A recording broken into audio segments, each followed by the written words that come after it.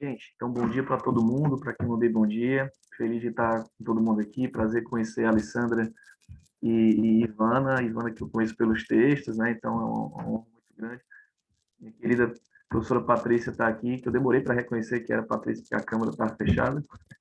Mas muito feliz de ter sido convidado pela Cris, que é uma colega muito querida lá do doutorado. Dividimos muitas salas de aula e algumas vezes o bandejão da Unicamp. E os perrengues de morar em Campinas, né?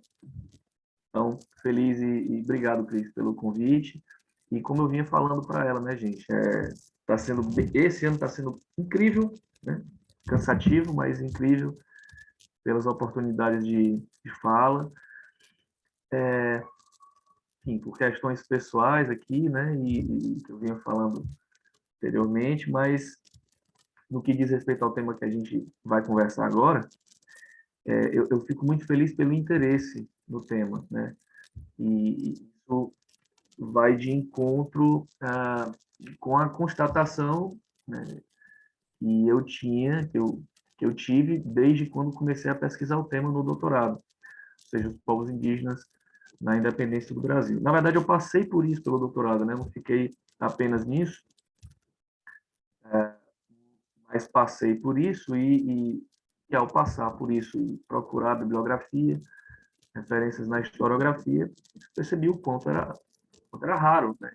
Encontrar gente para discutir sobre o assunto. Agora, mais recentemente, então, com o ciclo das independências, na verdade, de comemoração das independências do Brasil, vejo muita gente falando sobre o assunto, né, das independências, das diferentes abordagens de independências, inclusive no plural, mas, ao mesmo tempo, vem também algo que era um estranhamento que passava por mim na época do doutorado. E a seguinte pergunta, né? Os indígenas, de fato, realmente protagonizaram a independência? É possível falar isso? É possível falar que indígenas e outros grupos subalternizados protagonizaram e se utilizar desse verbo, né? E estiveram presentes, se interessando pelo que se passava naquela época? E suas ações tiveram algum poder de transformação política e social no período? Tinham como saber do que se passava? Inclusive, tem textos falando sobre isso, né, dizendo que o povo não tinha o menor interesse sobre o assunto, o povo não participou da independência, as pessoas não teriam protagonizado de fato a independência. Bom, então eu quero começar me perguntando sobre o que significa isso, né? O que significa protagonizar a independência de fato. Eu participei de um evento no Rio, inclusive tive aí, Cris, né, acho que há 2 semanas atrás, 2, 3 semanas atrás, e me perguntei sobre isso, né? Comecei falando, me perguntando sobre, e quero trazer essa reflexão para vocês também, para a gente conversar junto. O que significa protagonizar a independência? Aliás, o que significa a independência? A gente está falando do que exatamente? Eu penso que a gente pode falar a partir de dois vieses, né? A gente pode pensar a independência como ato, o ato de levantar a espada à beira do riacho, o ato de convocar uma Assembleia Constituinte, de assinar um documento, né, oficial, alguma coisa nesse sentido, ou a gente pode pensar num processo, né, bem mais amplo e que envolveu muito mais gente, né? E nesse processo a gente consegue constatar o movimento das ruas, das matas, das roças, dos campos de batalha, as pressões populares, a adesão, inclusive a adesão das câmaras municipais. Aliás, lendo o que há de melhor na historiografia, eu aprendi que a independência não se explica, não se conhece, melhor dizendo, não se compreende, sem conhecermos o que se passou nas províncias e nas vilas, né, e nas câmaras municipais, que aderiram a um projeto, ou muitos projetos, né, e tinham projetos próprios, mas que em determinado momento aderiram ao projeto centrado no Rio de Janeiro, né, liderado pelo príncipe regente Dom Pedro de Alcântara.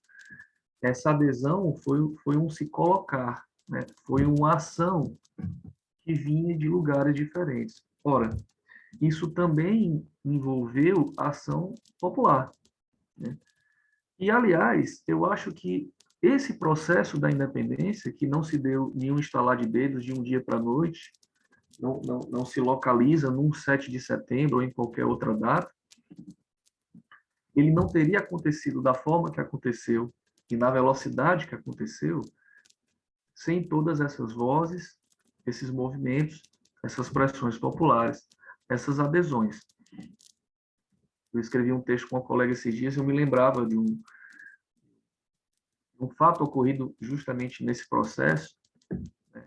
A gente até recorreu ao corcundos inconstitucionais, né, da Lúcia Maria Bastos para confirmar, que foi a Bernarda de 5 de junho de 1821, em que um movimento da tropa, né, um movimento de tropa e povo, né, exigiu que o Dom Pedro I, aliás, ainda Dom Pedro de Alcântara, né, aderisse à Constituição que se fazia lá em Portugal. Ora, isso é um exemplo, e no início desse processo, de que o movimento de rua, ainda que fosse um movimento de tropa, mas vindo da rua, pressionasse pela mudança dos acontecimentos. Fez com que o rumo das coisas seguisse por um caminho específico. E coisas assim aconteceram ao longo de todo esse processo até 2023, né? Até 1823, em províncias diferentes, em vilas diferentes, em situações muito particulares. Então, eu acho que a independência, e concordo com o que vem sendo feito, ela tem que ser dita no plural porque ela é multifacetada, né? Inclusive para os diferentes grupos. Então, pensando nos indígenas, a gente precisa partir para as perguntas, né? Onde eles estavam, quem eles eram, de que forma viam esse processo, o que fizeram nesse processo. Mas aí eu quero tocar, partindo disso e respondendo a tudo isso, quero tocar em um outro ponto que eu acho inescapável, que é o desconhecimento, o grande desconhecimento da historiografia do século XIX sobre o tema, né? A Patrícia teve numa fala que fiz num evento em Portugal, eu falei, já havia falado isso nessa ocasião e falo isso novamente, e assim, acho que uma pessoa que estiver me acompanhando em todas essas falas que eu venho fazendo esse ano, provavelmente vai ficar um pouco enfadada, né? Um pouco chateado, porque eu repito algumas coisas introdutoriamente, né? Mas eu acho que são coisas necessárias, né? Urgentes, principalmente para apresentar o tema para quem não conhece, né? E eu sempre me deparo com gente que se surpreende com o tema, que desconhece o tema. Bom, mas o que mais aí eu parto para mim, o que mais me impressiona é o quanto a historiografia do século XIX desconhece o tema. Desconhece os povos indígenas, não faz a menor ideia quem eram aquelas pessoas. E daí vem as perguntas, né? Mas os indígenas sabiam o que se passava na independência? Sabiam o que estava se passando lá no Rio de Janeiro, lá em Lisboa? Eles eram cidadãos realmente, né? A partir do que foi decidido nas Cortes de Lisboa e depois com a promulgação da Constituição em 1824. Então, para a gente resolver com essa lacuna, resolver talvez seja ambicioso demais, mas pelo menos para a gente lidar com essa gigantesca lacuna, e assim, eu estou falando do que há de melhor da historiografia do 19, os melhores autores, as melhores pesquisadores, as melhores coletâneas sobre o século XIX. É muito raro a gente encontrar textos sobre os indígenas ou textos que mencionem os povos indígenas. Não precisa nem ser um texto direcionado para isso, como foi o texto, eu já mencionei, né Patrícia, né? Mencionei o teu texto naquela coletânea da Keila Grimberg, né? E tem um texto importantíssimo que eu ainda hoje utilizo quando posso, mas tirando esse texto da Patrícia, é muito raro algum artigo que pelo menos mencione os povos indígenas no século XIX. Então, para a gente começar a lidar com isso, eu partiria do reconhecimento da gigantesca heterogeneidade. daquela população à época. Se é assim hoje, naquela época, ainda mais. Não só no âmbito... concordo, Patrícia.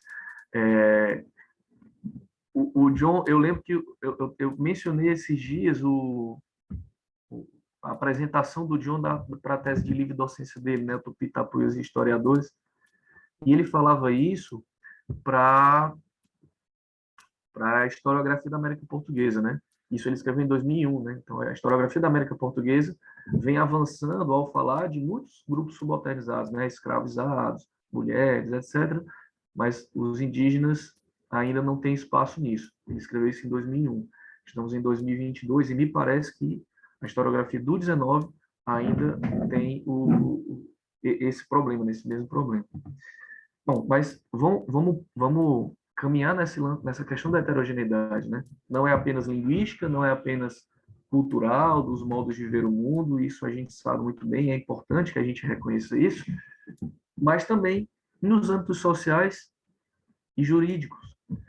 Se a gente quiser, pelo menos, começar a se aproximar dessa heterogeneidade, é interessante que a gente reconheça que havia uma gigantesca população não integrada, que vivia em territórios autônomos, alguns desses territórios em franca guerra de extermínio, franca guerra civil.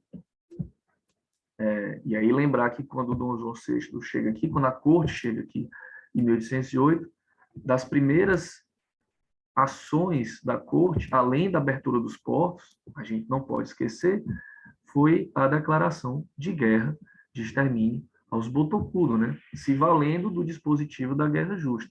Depois, outras cartas régias foram criadas contra os Bugre, lá no sul, os atuais Caingangue. Depois, isso foi utilizado no centro-oeste, contra os Apinagé, lá em Goiás, e outros grupos.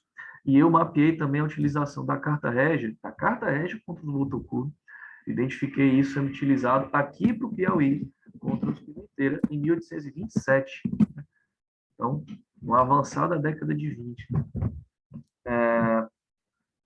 Esses grupos não integrados, chamados de selvagens, de gentios, tinham relações muito variadas, né, com a sociedade colonial portuguesa e depois brasileira, né?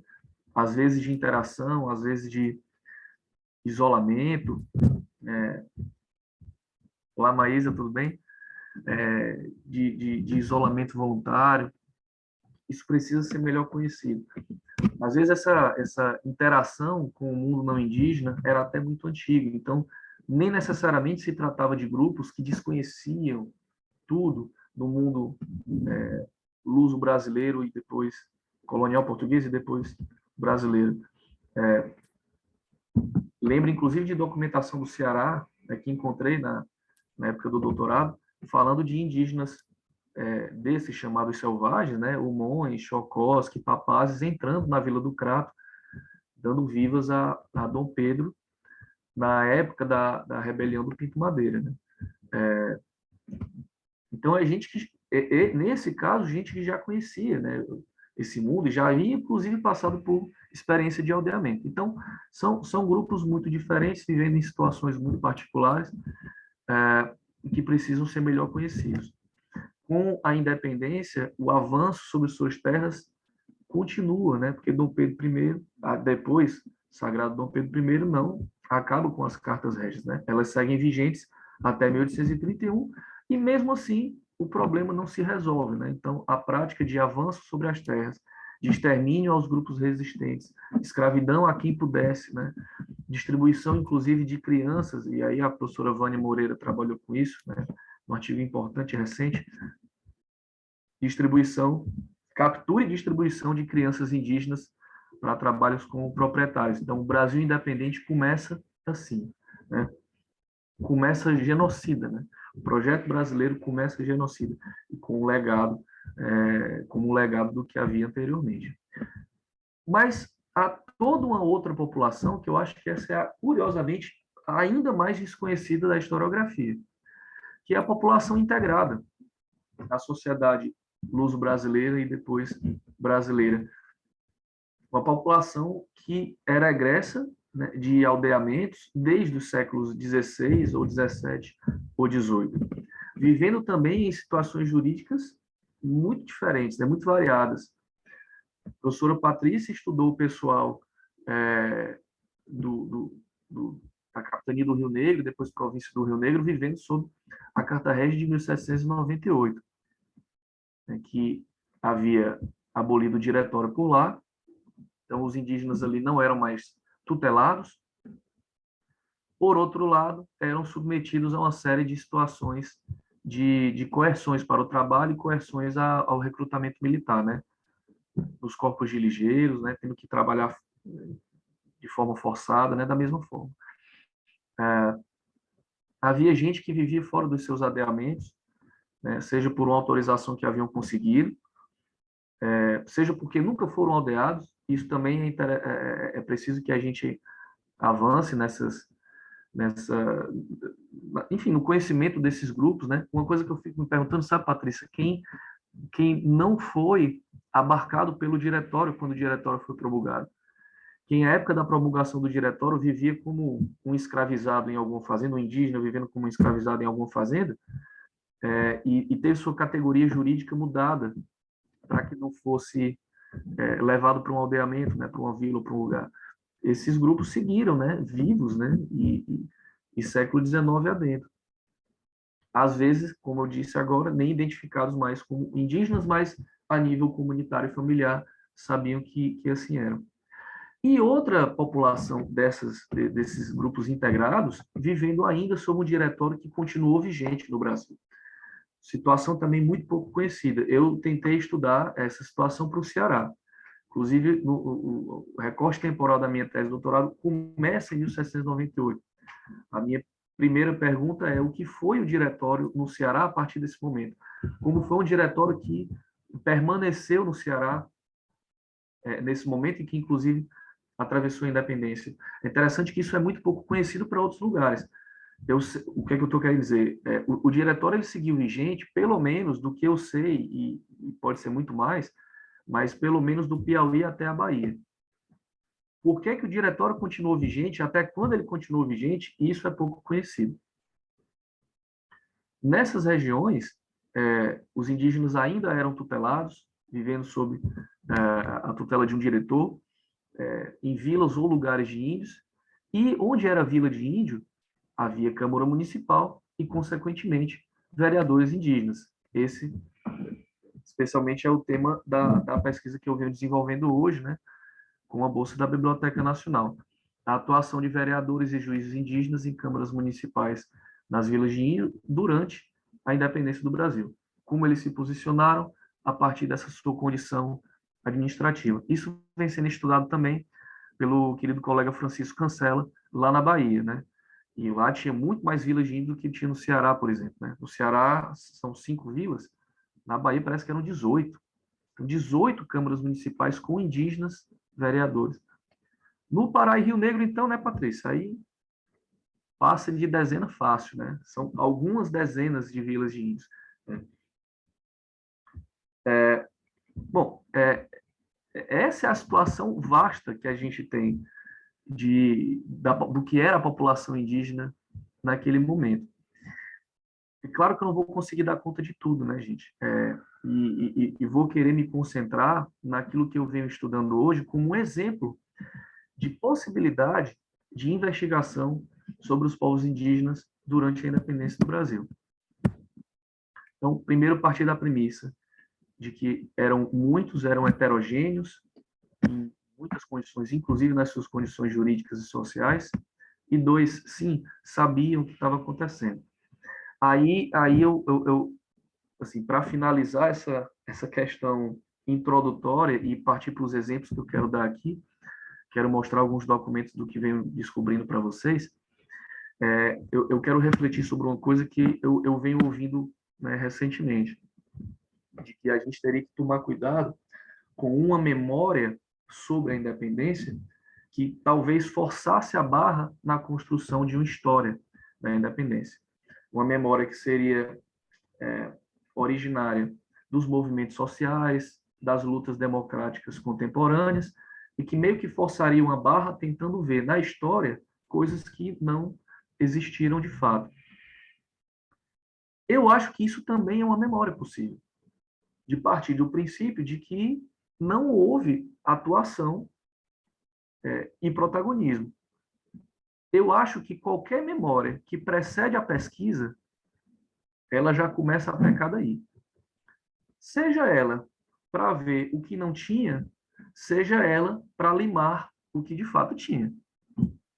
Eu já escutei isso, inclusive, de gente dos movimentos sociais, de dizer que, inclusive de indígena falando, né, de que, não, os indígenas da época não se preocupavam com isso, porque isso era coisa de branco, né, porque isso não dizia respeito às suas epistemologias. Eu acho que a gente tem que partir para a pesquisa, para poder responder essas questões. E assim, não é, como eu estou colocando para vocês, não é estranho pensar que esses indígenas participaram do processo e acompanharam esse processo, porque estavam integrados àquela sociedade havia muito tempo. E aquilo que dizia respeito às mudanças, às grandes mudanças políticas do Brasil e do rei, e da condição do rei, do estatuto do rei, da monarquia, dizia respeito, consequentemente, às suas vidas e ao seu futuro. Então, sim, eles viam o que estava acontecendo com muita atenção, com muita preocupação, e sim, tinham um projeto de futuro, tinham um projeto de Brasil. Agora, isso eu posso falar, né? Não sei tudo, evidentemente, mas posso falar a partir do que eu venho pesquisando. Então, a gente precisa partir para a pesquisa, né? Para a partir dela, a gente conseguir enunciar e falar alguma coisa. Mas eu acho que ainda antes da pesquisa também é preciso se fazer perguntas, porque cá para nós eu acho que esse também é um problema de início, assim, de base. As perguntas sequer eram feitas. Até porque se a gente não conhecia essa população, como é que a gente poderia fazer pergunta, né? Mas se a gente também partir do pressuposto de que não, eles não acompanharam, não, o protagonismo não coube a eles, as perguntas não vão ser feitas. Perguntas básicas, do tipo, o que é que os indígenas viam daquilo ali, o que é que eles fizeram, o que é que eles projetaram, como é que eles se relacionavam com o rei ou com os cortes de Lisboa. Essas perguntas sequer podem ser elaboradas. Então, gente, assim, partindo agora para os exemplos mais específicos daquilo que eu venho descobrindo e eventualmente vou fazer relações com outros pesquisadores, colegas, né, que vêm fazendo isso, né, poucas pessoas, né, mas que vêm desenvolvendo isso comigo.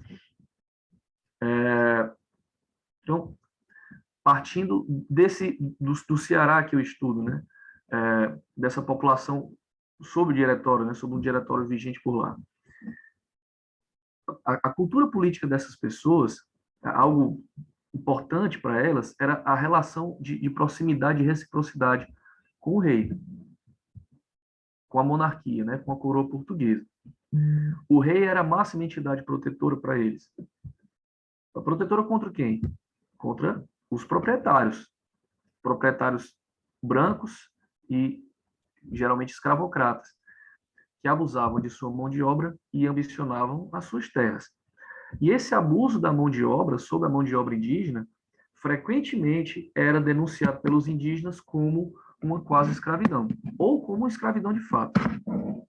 Então, os inimigos dos povos indígenas, desses povos indígenas, que viviam nas vilas e lugares de índios no Ceará, eram os mesmos de desde sempre, né? Era contra isso que os índios lidavam principalmente, e é perceptível isso, inclusive na documentação das câmaras municipais, pelas letras dos vereadores indígenas e de outros também que não faziam parte das câmaras, e como acionavam o rei frequentemente, né? E frequentemente eram atendidos pelo rei, inclusive. Agora, pensem, né? Chegamos em 1821, então. As cortes de Lisboa são inauguradas, né? A partir do movimento da Revolução do Porto, em dezembro de 1820. Os indígenas tenderam no Ceará, e é o que eu encontro como tendência, eu não posso dizer que é absoluto, e já soube, inclusive, de exceções no Brasil, o Cancela já me falou um pouco sobre isso, mas uma tendência de se opor às cortes de Lisboa. Por quê? Primeiro, porque as cortes exigiram imediatamente o retorno de Dom João VI para Portugal. Então, aquela máxima entidade protetora já não está mais no nosso lado. Segundo, porque as cortes tinham como objetivo a confecção de uma Constituição que submeteria o rei. Houve uma desconfiança imediata dessa população a essa Constituição. Não só a população indígena, como outros grupos subalternizados, né? No Ceará ficou muito conhecido, inclusive, o movimento do cerca-igreja, principalmente no sul do Ceará, na região do Cariri. Cabras, né? O termo cabra era utilizado para que a gente aprende na escola como os cafusos, né? A mistura de negros e indígenas. Mas os cabras cercavam as igrejas onde aconteciam as votações para a eleição dos deputados que seriam enviados para Lisboa, e cercavam as igrejas tentando impedir a votação, né? Impedir a votação acontecer, e gritavam, né, que a Constituição era a lei do cão, era a lei do diabo, que transformaria Nossa Senhora numa prostituta. Os indígenas não participaram desse movimento do cerca-igreja, mas sim se opuseram também às cortes de Lisboa. E uma outra coisa, e um outro motivo de oposição é que as cortes de Lisboa, ao transformar as capitanias em província e autorizar a criação das juntas provisórias, fortaleceu o poder das elites das capitais, das agora províncias. E havia uma rivalidade tradicional da população indígena no Ceará contra as elites de Fortaleza e de vilas do entorno, mesmo porque boa parte das vilas e lugares indígenas do Ceará era próxima a Fortaleza. No entorno de Fortaleza havia 3 vilas, né? Soure, que hoje é a cidade de Caucaia, inclusive terra de 2 povos indígenas, né? Os Tapebe e os Anassé. Arronches, que hoje é o bairro de Messejana, onde eu fui batizado, e Messejana, que hoje também é um bairro de Fortaleza. Bom, esse é o cenário. Esse cenário de rivalidades, e aí a gente consegue entender também que, para além de elementos macro, né, dessa cultura política indígena à época, havia questões locais que não podem ser descartadas, muito pelo contrário, para a gente conseguir se aproximar devidamente do nosso tema. Uma coisa, inclusive, que a historiografia do Ceará esqueceu e silenciou por muito tempo, é que quando o último governador do Ceará foi destituído, Francisco Alberto Rubim, que antes estava no Espírito Santo, né, e depois foi para o Ceará, ele foi destituído pela Câmara de Fortaleza, né, pelas elites de Fortaleza, e um dos motivos que a Câmara de Fortaleza elencou para destituí-lo foi que ele havia imposto limitações ao acesso da mão de obra indígena, alegando que esse acesso era por demais violento, abusivo, e havia imposto essas limitações. Então, percebamos, né, o acesso à mão de obra indígena estava no cerne das discussões sobre a independência no Ceará. Se estava no cerne, e se isso interessava tanto aos povos indígenas, as condições do rei, as condições do país, né, o que seria o país, estava tão no cerne de tudo, estava tão próximo deles, né, então não é surpreendente imaginar que sim, eles se relacionaram com isso de muitas formas. Se viram com muita desconfiança as Cortes de Lisboa, a promulgação da Constituição, também tentaram se aproveitar desse momento, né, de alguma forma, quando a condição de cidadania foi posta, né, e passaram a se ver cidadãos a partir daí. Mas a percepção de cidadania dos indígenas nesse momento, ela tinha a ver com igualdade. Ou seja, bom, se nós somos daqui e se nós somos livres, podemos ser cidadãos. Faz sentido que sejamos. Agora, o nosso projeto de cidadania nos equivale aos outros cidadãos. Assim como, teoricamente, já era colocado lá na Europa, né? A partir de alguns ramos mais radicais do liberalismo. O André Machado identificou isso lá para o Grão-Pará, né? Os indígenas se mobilizando, inclusive em rebeliões, reivindicando essa condição de cidadania a partir de uma igualdade. Mas o que essa igualdade traria para essas pessoas?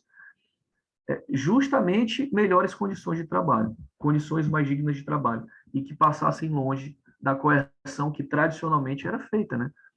seja para regiões sob o diretório, que era o caso do Ceará, seja para regiões agora com a Carta Reis de 1798, como Rio Negro e como Pará. Só que, a partir do momento em que um projeto brasílico, uma causa brasílica, como era colocado na documentação, começou a tomar forma e começou a mais fortemente se falar de independência, inicialmente não como sinônimo de separação, e depois sim, mas rivalizando com as cortes de Lisboa, a tendência dos indígenas no Ceará foi se colocar ao lado dessa causa, ao lado do príncipe regente Dom Pedro, e inclusive ao lado das elites do interior da província que rivalizavam com as elites da capital, que inicialmente formaram as primeiras juntas provisórias. De que maneira os indígenas, então, se colocaram nesse mudar de acontecimentos, né, nesse andar da carruagem? Eu quero apresentar aqui para vocês, né, no tempo que me resta, não sei se eu tenho ainda muito tempo, viu, Cris? Depois tu vai me avisando, tá? Mas eu quero colocar pelo menos 3 exemplos de formas de atuação indígena nesse momento. Eram as únicas, não estou dizendo isso, foram as que eu identifiquei, mas muito mais pesquisa tem que ser feita, né? Para que a gente identifique e consiga mapear as diferenças entre tudo isso. Eu penso em 3 formas, então. As rebeliões, a atuação pelas câmaras municipais e a atuação militar pelas armas, né? Por meio do recrutamento. Então, eu vou começar a transmitir aqui a tela, gente.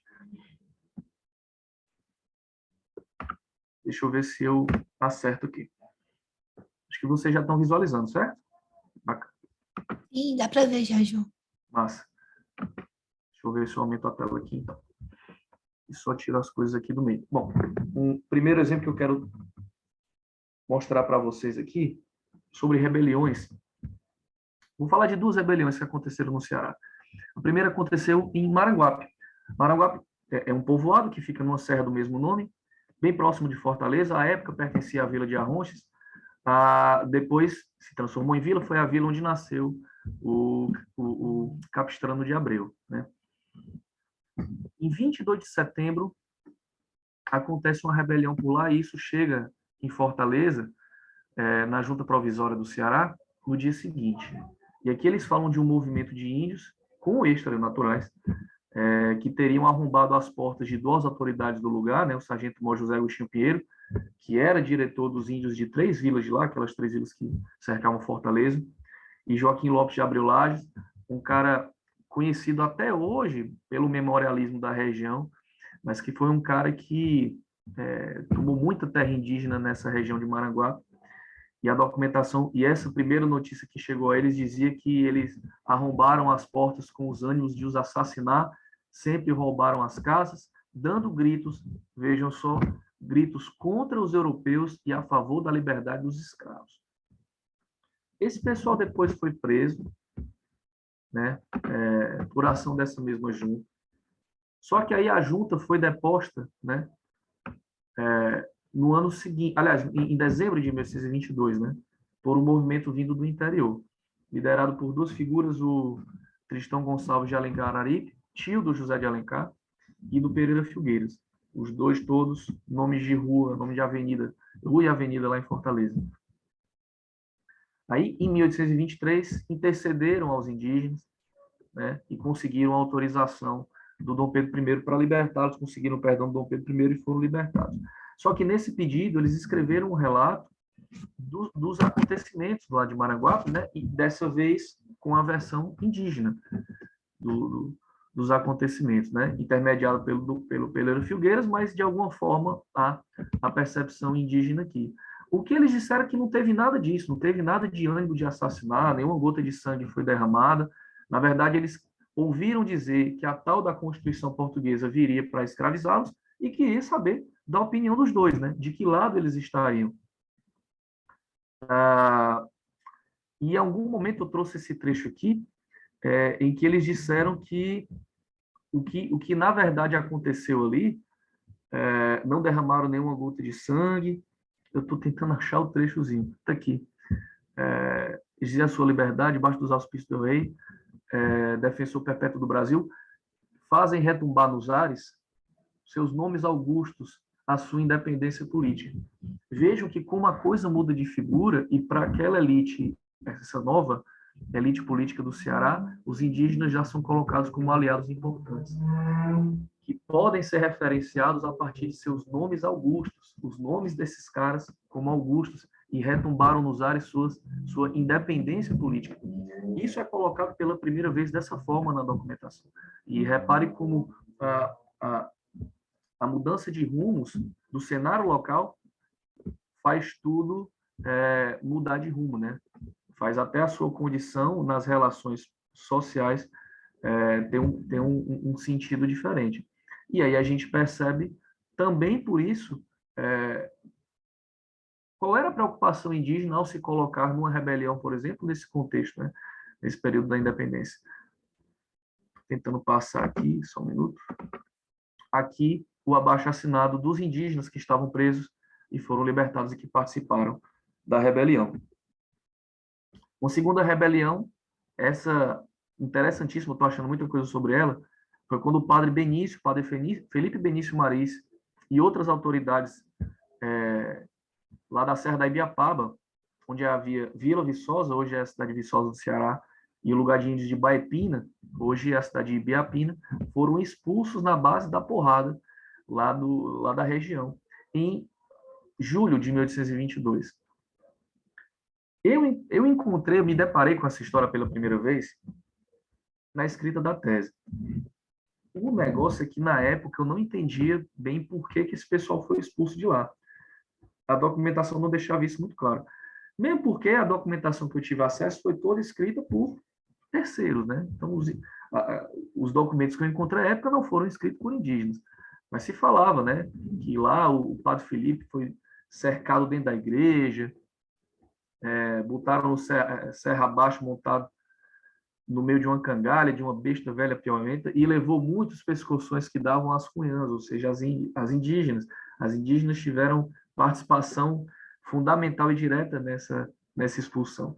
Aqui foi o Antônio Bezerra passou por lá e disse que conseguiu coletar, né, a memória de que a Índia Dionísia, né, esbofeteou com muita vontade o padre Felipe Benício Maris. Depois eu encontrei uma documentação sobre isso da Câmara de Vila Viçosa, e que explicava um pouco mais o que aconteceu. Mas aí veja, né, somente por meio da documentação dessa Câmara é que eu entendi de fato, porque na época da escrita da tese, eu imaginava que isso tivesse a ver com o contexto da Constituição, e que esse padre Felipe Benício provavelmente fosse adepto dessa Constituição. Mas isso não ficava muito claro. Somente encontrando essa documentação da Câmara de Vila Viçosa, produzida por indígenas, é que eu tive acesso mais diretamente às razões da expulsão. E aí me conecta a uma outra forma de atuação indígena nesse momento, que era a atuação por meio das câmaras municipais.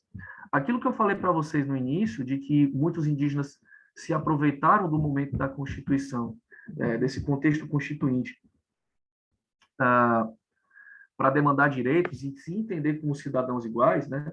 Consegui perceber isso por meio desse memorial escrito pela Câmara de Messejana, da Vila de Índios de Messejana. Essa documentação está na Biblioteca Nacional.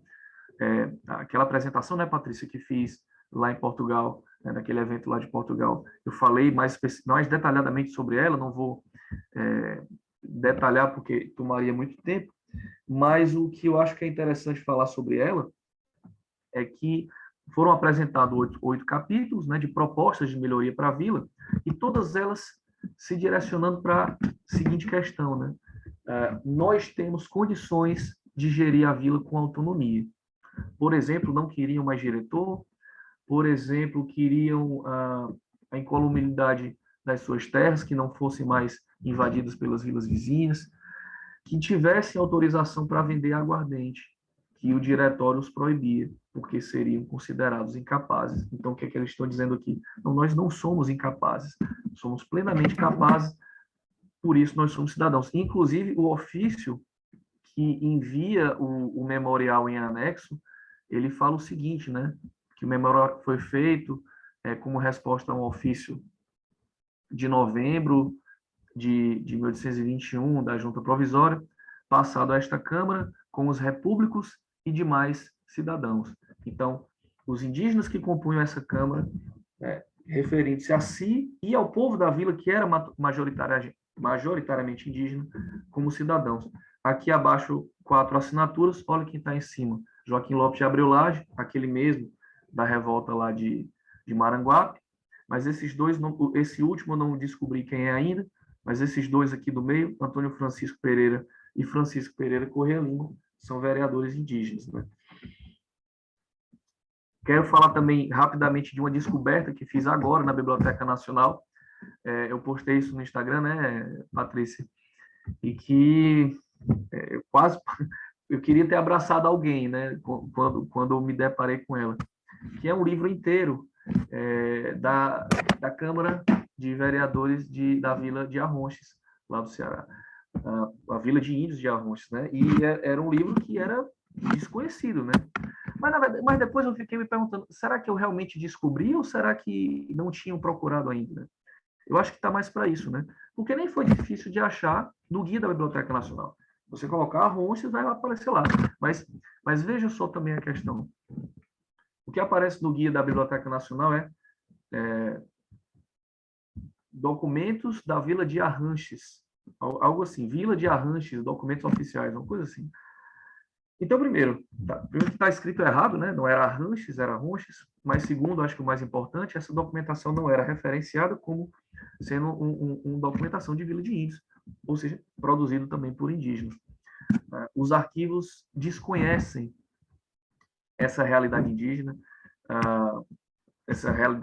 da época, e desconhecem que muitas dessas documentações foram produzidas por indígenas. Então, para o pesquisador, para a pesquisadora, já nos dá alguma dificuldade, mas conhecendo a realidade à época, a realidade que você quer conhecer melhor, é possível se chegar a essas coisas, né?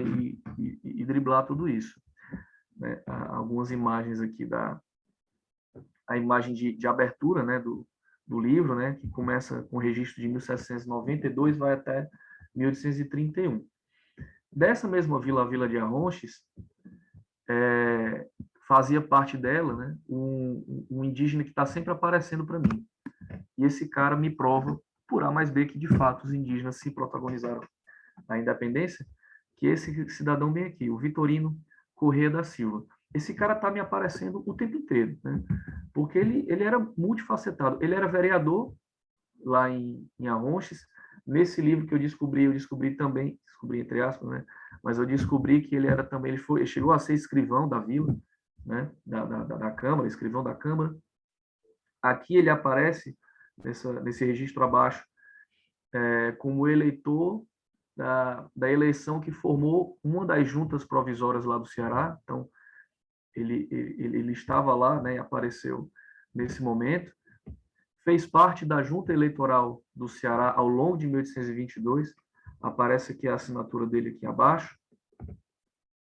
Também descobri que ele era professor, nesse documento do arquivo da Câmara dos Deputados, ele aparece listado, bem aqui, Vitorino Corrêa da Silva.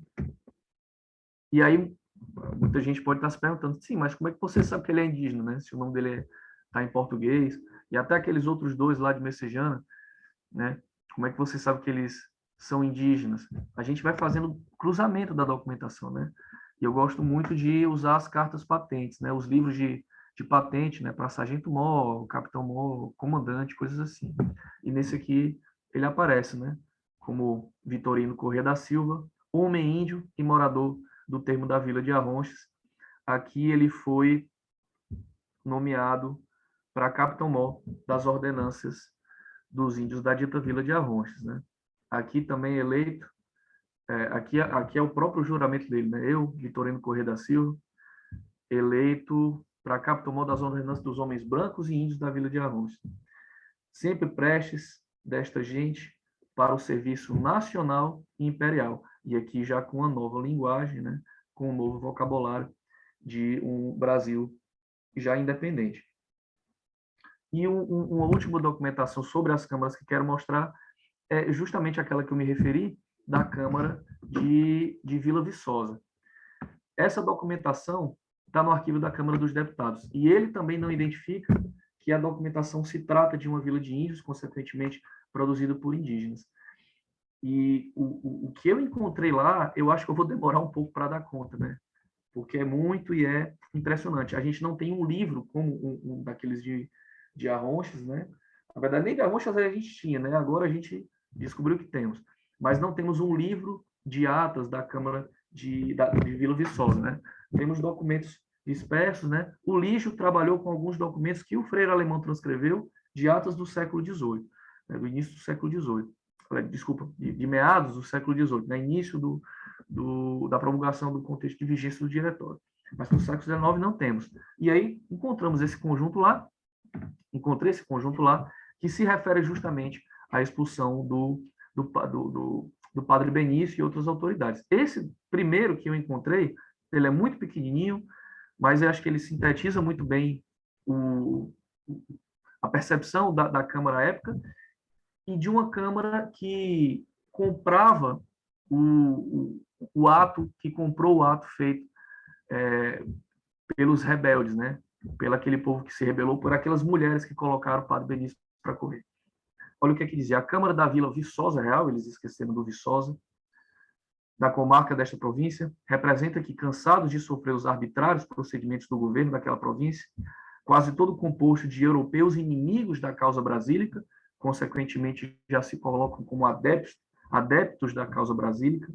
E os europeus aqui, eu quero fazer referência que, bom, havia um contexto de antilusitanismo, mas não necessariamente de nacionalismo, a gente sabe muito bem, não se tratava de uma guerra de nacionalidades, mas muito mais de projetos, né? Em outros documentos desse mesmo conjunto, eles vão até especificar que a sua antipatia aos europeus se dizia muito mais aqueles europeus que eram adeptos de uma Constituição e contrários à causa brasílica. E que, de mãos dadas com o vigário Felipe Benício Mariz, o diretor Antônio do Espírito Santo, que era diretor de Vila Viçosa Magalhães, e José Pinto de Melo, diretor de Baipina, têm oprimido os povos e abusado dos seus direitos, passaram estes a lançá-los dali para fora com todos de sua parcialidade, resultando disso o desejado sossego daquela vila. E pede, portanto, essa é a parte mais, acho que das partes mais ousadas, né? Já não bastou assumir que agiu de forma violenta contra autoridades, ainda arremata dessa forma. Pede, portanto, a abolição daquele governo, ou seja, do governo da província, único meio de salvação daquela província. Isso é como se fosse um documento introdutório do conjunto de documentos que eles mandaram juntos, né? Documentos produzidos no âmbito da Câmara. Esse aqui, eu não sei se essa barra que eu tenho aqui, gente, minha inabilidade com o Zoom me faz fazer isso, não sei se ela está atrapalhando a visão de vocês. Pronto. Não, tá dando para ver tranquilo. Então ótimo, beleza, só está me atrapalhando. Mas esse outro documento, obviamente, não vou ler todo, mas é só uma pequena amostra. Diz o Sargento Mó, João da Costa da Anunciação, indígena, liderança lá de Vila Viçosa, Capitão Comandante Francisco de Paulo Barbosa, também indígena, e segue uma série de outras assinaturas. E lá embaixo falam, né? E todos mais povos desta vila e seu termo, que para o bem de seus direitos e certo requerimento, que a bem do público é do Serviço Nacional, que se pretende fazer ao augusto senhor Dom Pedro de Alcântara, príncipe regente e defensor perpétuo do Brasil. Aí é aquilo que eu falava para vocês no início, que eu aprendi é que as câmaras aderiram ao projeto de Dom Pedro e fizeram parte desse processo.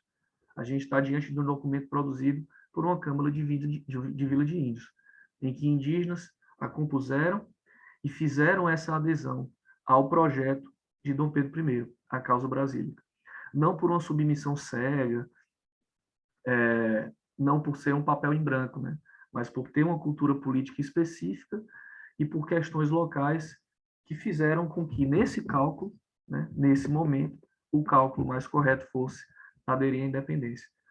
Então, não vejo como provar mais, né, de que esses indígenas, sim, aderiram protagonizaram a independência. E que me remete também a uma última forma de atuação, e aí eu quero caminhar para o final, e sei que já estou falando demais, gente, peço desculpa, mas é porque é muita coisa, vontade de mostrar muita coisa que a gente vem descobrindo. Mas a última outra forma de atuação era por meio das armas, né? Seja na hora de levantar ou a hora de não levantar essas mesmas armas.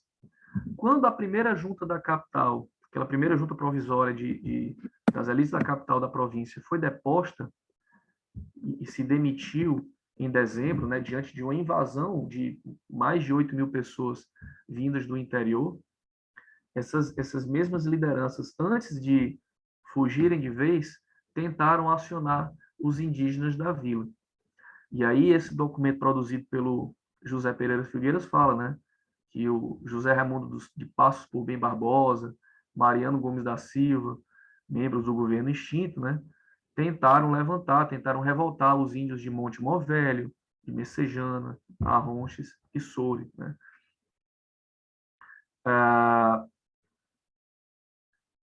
Mas nada conseguiram, porquanto esta pobre gente, de um gênio servil e acabronhado, desde o princípio não deixa de suspirar pela sua liberdade. O governo extinto havia acossado os índios de Maranguape tão barbaramente que eles todos, apesar do diretor quase sempre os europeus imperiosos, repugnaram obedecer-lhes. Armados de arco e flechas, este povo miserável posto em armas torna-se tremendo. Esse trecho, para mim, ele é interessante demais, porque ele tem tanto elemento para se trabalhar que, obviamente, eu não conseguiria fazer isso agora, né? Mas é uma visão inferiorizante ainda, que os percebe como servis e acabrunhados, mas ainda assim reconhece que não deixam de suspirar pela sua liberdade, que esse povo posto em armas torna-se tremendo, e que esse suspirar por liberdade é justamente a motivação de se posicionar nesse contexto, né? de saber o que acontecia e de agir ou de não agir, né? Aliás, a não ação ainda assim é uma ação, né? Então, o não levantar armas, o não se deixar levar por uma convocação, né, também era uma ação na independência, né, durante o processo de independência, e que configurava esse protagonismo. Os indígenas de Viçosa, aqueles que expulsaram o padre Benício, já em 23, foram convocados para atuar no Piauí. O Piauí que ainda resistia ainda era palco, né, de uma resistência portuguesa por lá. Houve a Batalha do Genipapo, né, próximo a Campo Maior, inclusive a cidade do meu pai, bem pertinho de que hoje é Teresina, né? Teresina na época não existia, né, entre uma tropa portuguesa, liderada pelo governador das armas, né, o Fidié, e uma tropa mal armada vindo do Ceará. O Fidié ganhou, mas perdeu os armamentos que foram roubados no calor da batalha, e ele se mandou para o Maranhão, que ainda era conectado com as cortes. Enviaram tropas do Ceará e outras do Piauí para proteger essas vilas do norte da província. Mas o que se viu após a Batalha do Genipapo foi uma onda de saques a pessoas ricas, né? E os indígenas os soldados recrutados vindos de Viçosa protagonizaram essa onda de saques, né? Foram muitos roubados pelos índios, em que não acharam em casa vidros nem coisa alguma, não deixaram em casa vidros nem coisa alguma. Esta vila ficaram todas as casas para tombarem as portas e roubaram tudo. Assim estavam fazendo por fora a quem possuía alguma coisa. E bastava ter alguma coisa para ser chamado corcunda e ser logo roubado. Outros documentos falam que os indígenas e outros chegavam às casas dos caras ricos e diziam: morra, é corcunda. O termo corcunda, que muda de significado desde 1821. Né? O corcunda, inicialmente, era aquele contrário à Revolução do Porto, às Cortes de Lisboa. Depois, né, já no calor da independência, vai ser aquela figura que era adepta à união, né, contrária à separação, contrária à causa brasílica. Mas os indígenas aqui, junto com outras figuras subalternizadas, dão um novo sentido para a corcunda. Quem é o corcunda? São os inimigos de desde sempre. Aqueles mesmos, né, que depuseram o último governador da capitania, né? Aqueles mesmos que tradicionalmente rixavam com os povos indígenas. Essa elite branca, proprietária e escravocrata. Gente, para finalizar os meus exemplos, né? Isso aqui já em janeiro de 1823. Indígenas, isso eu encontrei na Biblioteca Nacional, na Hemeroteca Digital, não faz referência direta ao Ceará, mas muitos dos indígenas recrutados para a Marinha, a antiga Armada, eram recrutados das capitanias e depois províncias do norte, né, e muitos vieram do Ceará. E esses indígenas aqui do Arsenal da Marinha estavam exigindo o mesmo pagamento, né, que lhes fizesse abonar da hora em diante, era o jornal de R$ 320, que diziam ser o que atualmente percebem os outros remadores dos escalares do Arsenal do Exército e das fortalezas. Ora, se nós somos cidadãos iguais aos outros, por que que a gente não pode receber assim como os outros, né? Então, gente, deixa eu parar, primeiro descobrir como é que paro de transmitir, acho que é aqui. Então, só para finalizar, para fazer minhas considerações finais, diante de todos esses exemplos que eu trouxe aqui, muito mais coisa que eu venho descobrindo, que a gente pode descobrir, eu acho que a gente tem uma grande missão, que é trazer à tona, primeiro, os diversos projetos de Brasil, né? E fazendo isso, a gente descobre que muito mais gente protagonizou o projeto de independência do que uma meia dúzia de homens brancos ricos das elites políticas e econômicas do Brasil. Dentro desses projetos, havia projetos indígenas, projetos de Brasil e projetos de cidadania, ou seja, do que eles pensavam ser o Brasil dali para frente, do que eles pensavam ser, do que eles entendiam como cidadania.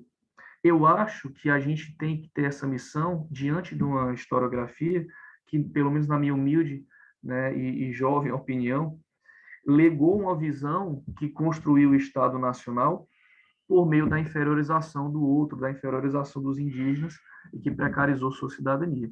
Esse Estado Nacional foi construído sob essas bases, construiu, consequentemente, uma memória nacional que fazia a mesma coisa, e acho que essa historiografia dos 800 ainda hoje faz isso, quando sequer lança as perguntas que a gente deveria fazer. Em contrapartida, quando a gente faz essas perguntas, a gente descobre que os indígenas protagonizaram a independência, sim, e por muitas formas, pelas formas que eu apresentei aqui, e por muitas outras que a gente precisa descobrir, tanto na busca de viabilizar os seus próprios projetos, seja também ao aderir ao projeto de Dom Pedro I, mas muitas outras pesquisas já estão acontecendo e podem acontecer, aí eu faço menção, né? Já fiz menção ao nosso querido André Machado, né?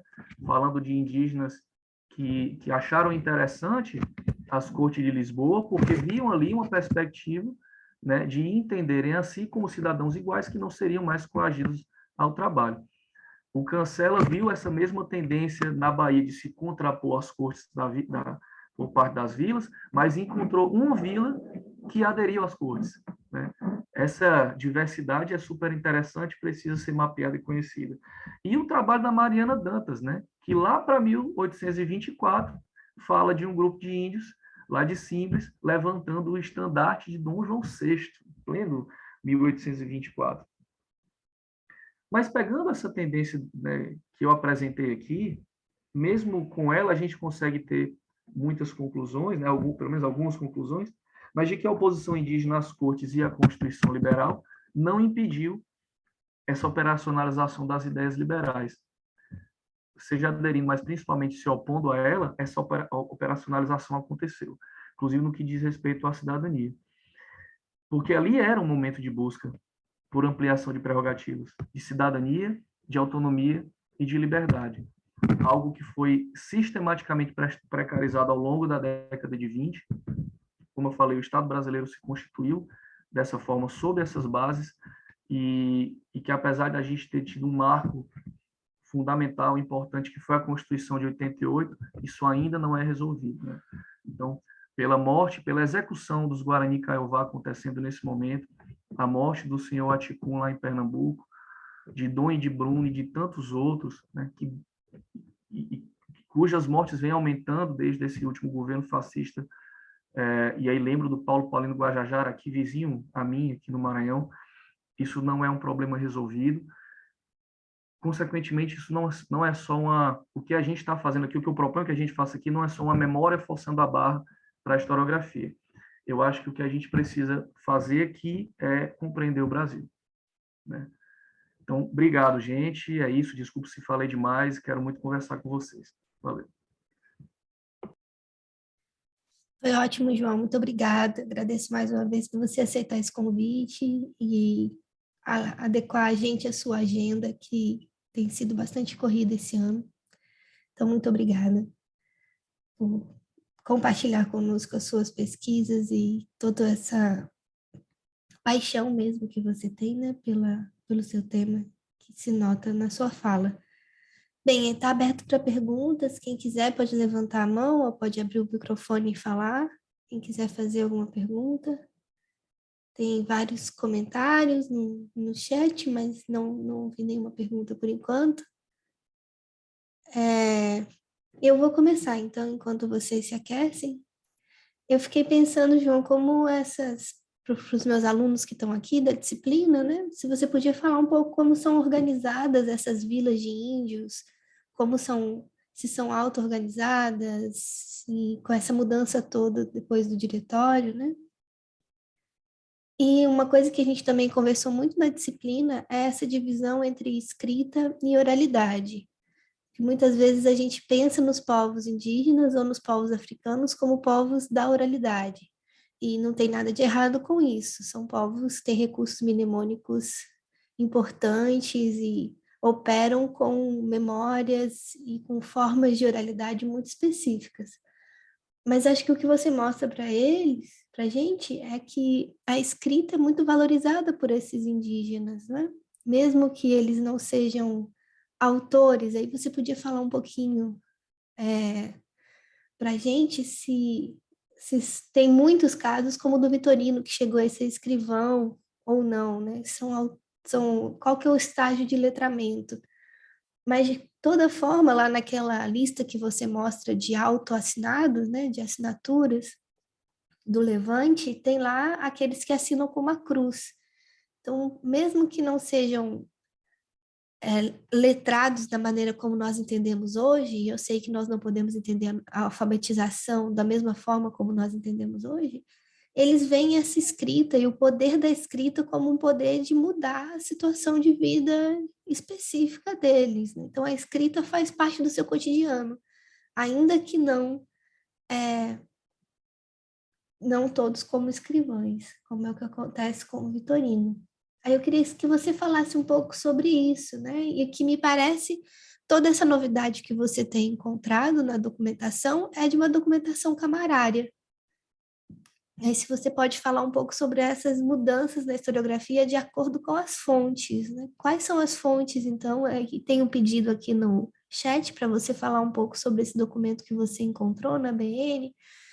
São documentos camarários e qual que é a importância, a mudança da historiografia também na mudança da documentação com que a gente trabalha. A professora Patrícia está com a mão levantada, eu vou deixar ela fazer uma questão também. Bom dia a todas, todos, todes. João, sua fala sempre muito precisa. Está funcionando esse microfone, gente? Ele me trai de vez em quando, tá? Desculpem a aparência, porque eu estou com uma virose danada, não é Covid, acabei de saber hoje, mas assim, é o meio do caminho. Então, eu estou aqui, como diz uma amiga minha, com pouca capacidade de interação. Mas eu quero cumprimentar o João pela fala sempre muito precisa. E queria chamar a atenção, como a gente está com uma turma grande de jovens historiadores e historiadoras, eu queria chamar a atenção para a dimensão metodológica do trabalho do João, em primeiro lugar, gente, para vocês ficarem atentos numa coisa que é relevante. Primeiro, João parte de uma perspectiva chamando a atenção para o fato de que a gente não tem um Brasil colonial que se transforma num Brasil independente. Então, lembrar que a gente, de uma forma, às vezes, anacrônica e um tanto quanto irrefletida, a gente tende a reproduzir a ideia de uma unidade nacional que sempre existiu. Na nossa cabeça tem um Brasil consolidado que vai mudando de status jurídico, não é nada disso. O que é o país, o que a gente chama de país no século XVIII corresponde a 2 estados coloniais. O que a gente chama de Amazônia permaneceu separado do Estado do Brasil, que se proclama independente em setembro de 22. Essa administração permaneceu separada por mais de 200 anos, isso não é um episódio isolado, e isso tem repercussões importantes na conformação histórica desses espaços que hoje a gente chama de Brasil, e o modo como esses espaços vão aderindo à independência do Brasil. Tá? É importante lembrar disso. Então, quando a gente fala de Grão-Pará e Maranhão, a gente não está fazendo só uma marcação regionalista, dizendo, olha só o povo puxando braço para sua sardinha. A gente está falando de realidades coloniais, como tem lá um texto, uma fala da Laura, que eu gosto muito, o que existiu, na verdade, eram várias colônias e, mais das vezes, pouco conectadas entre si. Isso diz muito sobre essa nossa postura metodológica com relação ao modo de pensar o Brasil.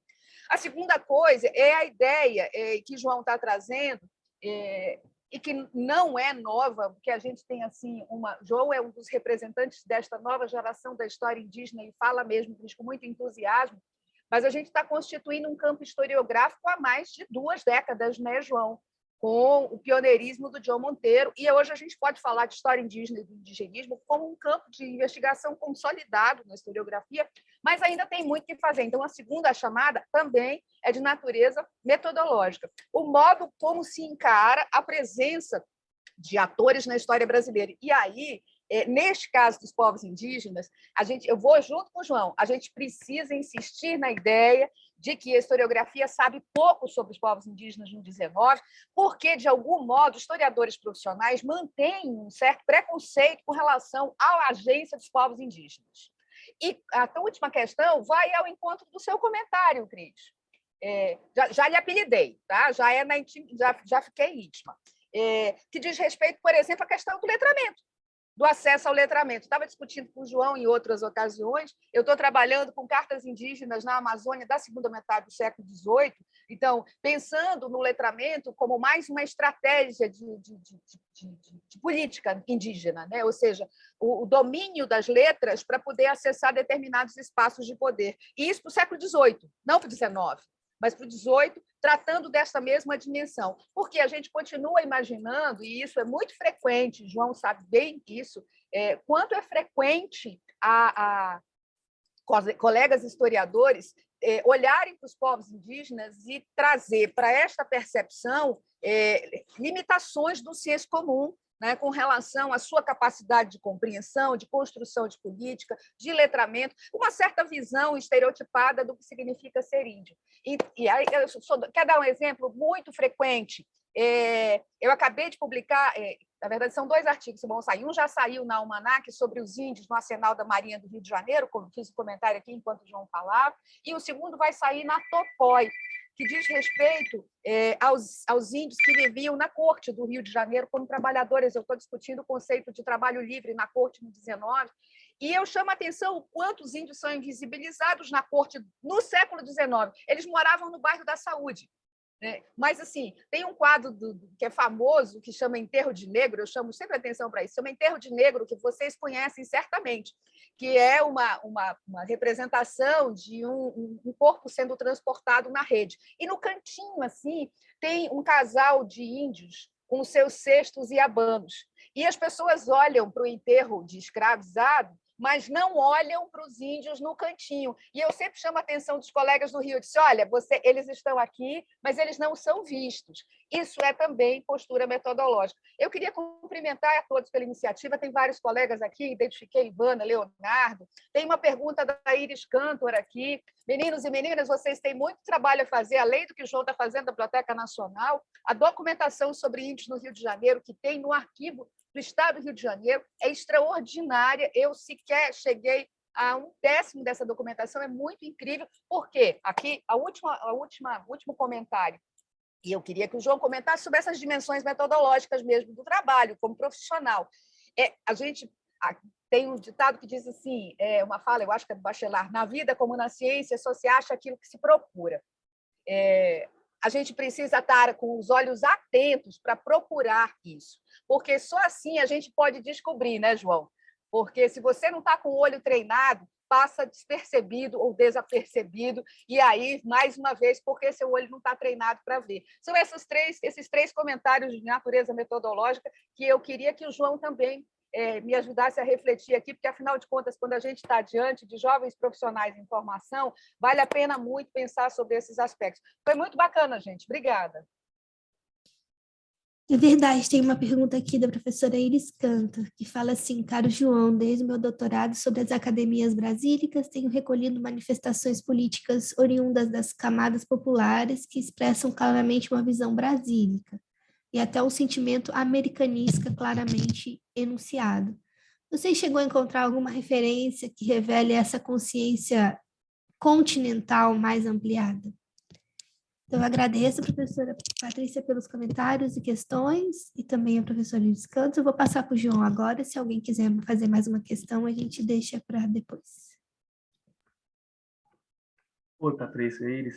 Gente, obrigado pelas perguntas.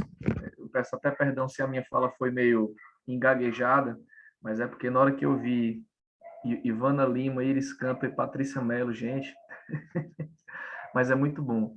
E obrigado pelas perguntas e interações de todo mundo, gente. Vamos lá, vamos do início. Cris perguntou sobre como essas vilas eram organizadas, né? Essas vilas do diretório. O diretório, gente, ele foi uma legislação criada no contexto do Marquês de Pombal, e aí vou tentar ser bem sintético. O objetivo era a integração das populações indígenas à sociedade colonial portuguesa por meio do trabalho e da mudança dos costumes. Os indígenas eram obrigados a trabalhar remuneradamente, mas tinham que trabalhar. E os costumes tinham que mudar também. Então, não podia mais... tinham que se vestir como os portugueses, falar como os portugueses, as línguas originais eram proibidas, os casamentos tinham que ser monogâmicos, ou seja, o arranjo familiar e de habitação, inclusive, tinha que ser ao estilo português, rezar para Jesus, enfim. Tinham prerrogativas, a Vânia fala das três principais, né? Liberdade, propriedade e autogoverno. Eram livres, definitivamente, não podiam ser mais escravizados. Tinham propriedade, ou seja, cada família tinha sua terra e tinha também a terra do comum em cada um dos aldeamentos. E o autogoverno, para aqueles aldeamentos criados ou transformados, né?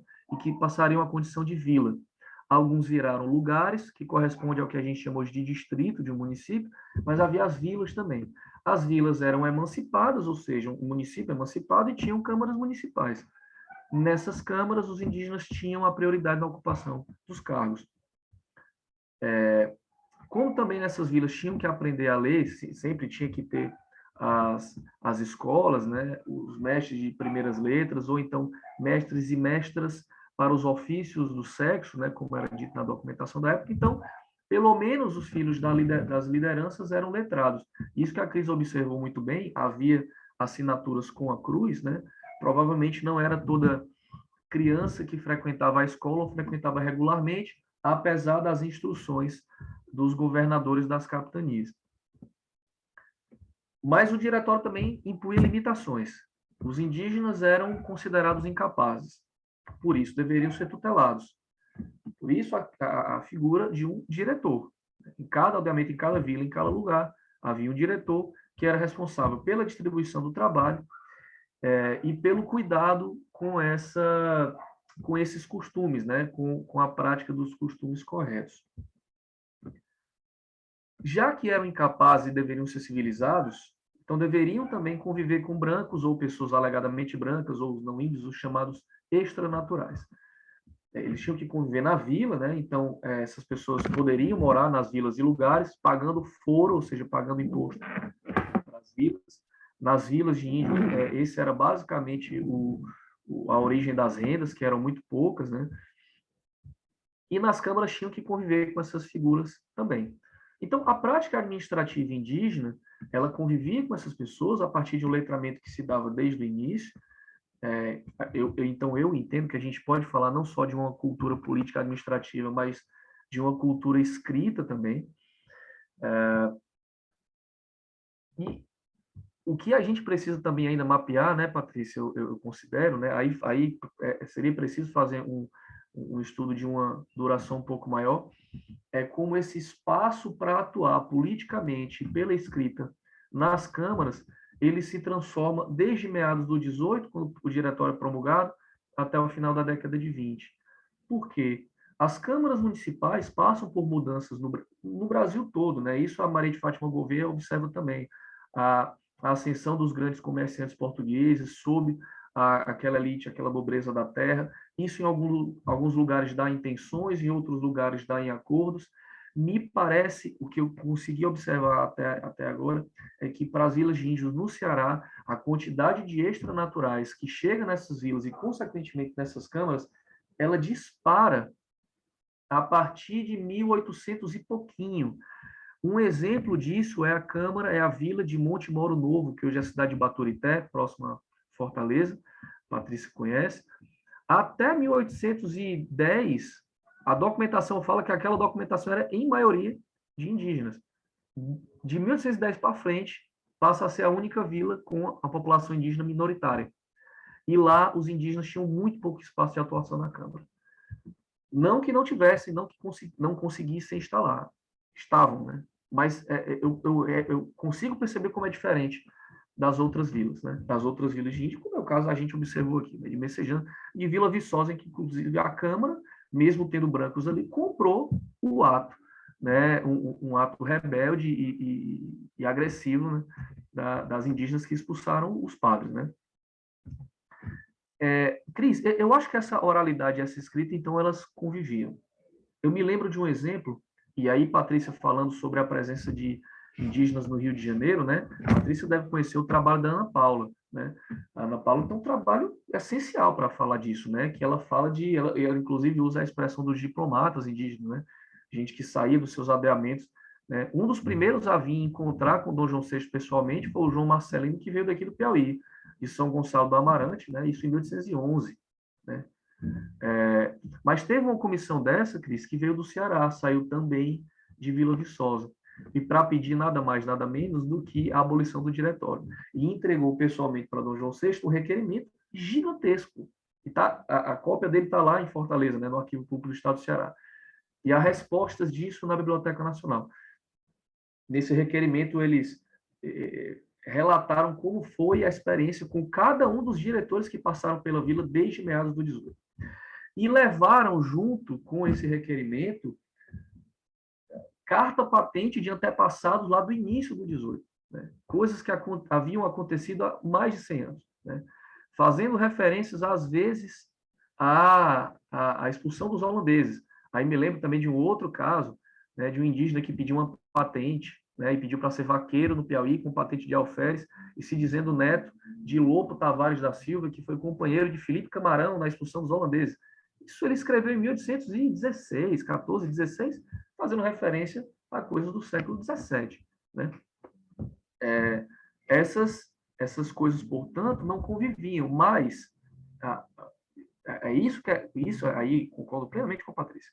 Nisso a historiografia desconhece, a gente precisa entender que para essas regiões, para essas localidades, a escrita fazia parte da cultura política de uma forma muito clara, assim, de uma forma muito apropriada. E qualquer pensamento, aí eu me indigno muito com esse tipo de memória que fala, não, isso é coisa de branco, os indígenas não tinham nada a ver com isso.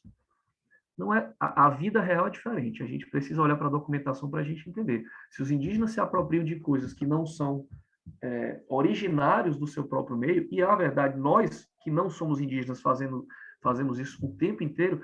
Eu sou professor de ensino médio e gosto de exemplos muito cotidianos, né? E quando vou falar sobre o assunto, eu olho para uma aluna minha e digo, minha filha, foi a sua família que inventou o celular? A mochila foi inventada no Piauí? Não. E tudo isso não deixa de fazer parte da sua cultura, né? Isso não deixa de fazer parte, né, do que você é. Para esses indígenas que viviam nessas vilas e eram educados desde criança e ocupando esses cargos, isso não era, no século XIX, nenhuma novidade mais. Principalmente se a gente olhar para vilas e lugares que eram originários de aldeamentos jesuíticos, e onde os indígenas já aprendiam a ler e escrever, desde daquele momento. Então, estar dentro do mundo colonial não era novidade. Aí, agradeço de novo, estou aqui só agradecendo a fala da Patrícia, que foi importante, importantíssima. Patrícia me lembra do John, e do que John falava, e esse conceito nem era dele, né? Era daquela pesquisadora dos Estados Unidos, agora eu não me lembro o nome completo dela, não sei o que, Spalding, Elizabeth Spalding, algo assim, né, Patrícia? Que ela falava... Karen Spalding, né? Isso, obrigado, Patrícia. Que falava do índio colonial como uma categoria. Ou seja, não era o índio do curso, não era uma figura afastada que se opunha, e John pegava muito nisso, né? A gente não pode partir do princípio que necessariamente essas figuras se opunham ao mundo não indígena, como se vivessem em bolhas, em redomas, isolados uns dos outros. Ora, se não era assim antes do contato com os europeus e africanos, continuou não sendo assim depois, né? Esses indígenas estavam integrados, e aí nos localizemos no início do século XIX. Essas populações dessas vilas já conheciam isso há muito tempo, e conheciam o trâmite, a lida das questões administrativas e burocráticas havia muito tempo, havia mais de 70 anos, para alguns lugares, né? E para fechar essa resposta, essas figuras que tinham o domínio da escrita frequentemente eram identificadas como lideranças. Nesse caso do requerimento desse pessoal que foi para o Rio de Janeiro, por terra, passando por Minas, inclusive, Cris, conseguiram autorização, passaporte de capitão por lá, a figura que liderava o movimento e o requerimento era um cara chamado, vou tentar lembrar do nome dele, Felipe Benício de Souza, alumiado professor. Isso é colocado na documentação. Ele era um alumiado professor. Eu imagino que isso tenha sido escrito dessa forma pelo tempo das luzes, né? E o alumiado não era à toa, né? Ou seja, ele era identificado como uma figura de destaque, que conhecia, que tinha leitura da conjuntura, né? E tinha o domínio da escrita. Então, é mais um professor que está atuando, um professor indígena que está atuando. Isso é muito curioso, né? Porque se a gente pensa nas novas lideranças indígenas hoje, em boa parte são professores também, né? Nas suas comunidades.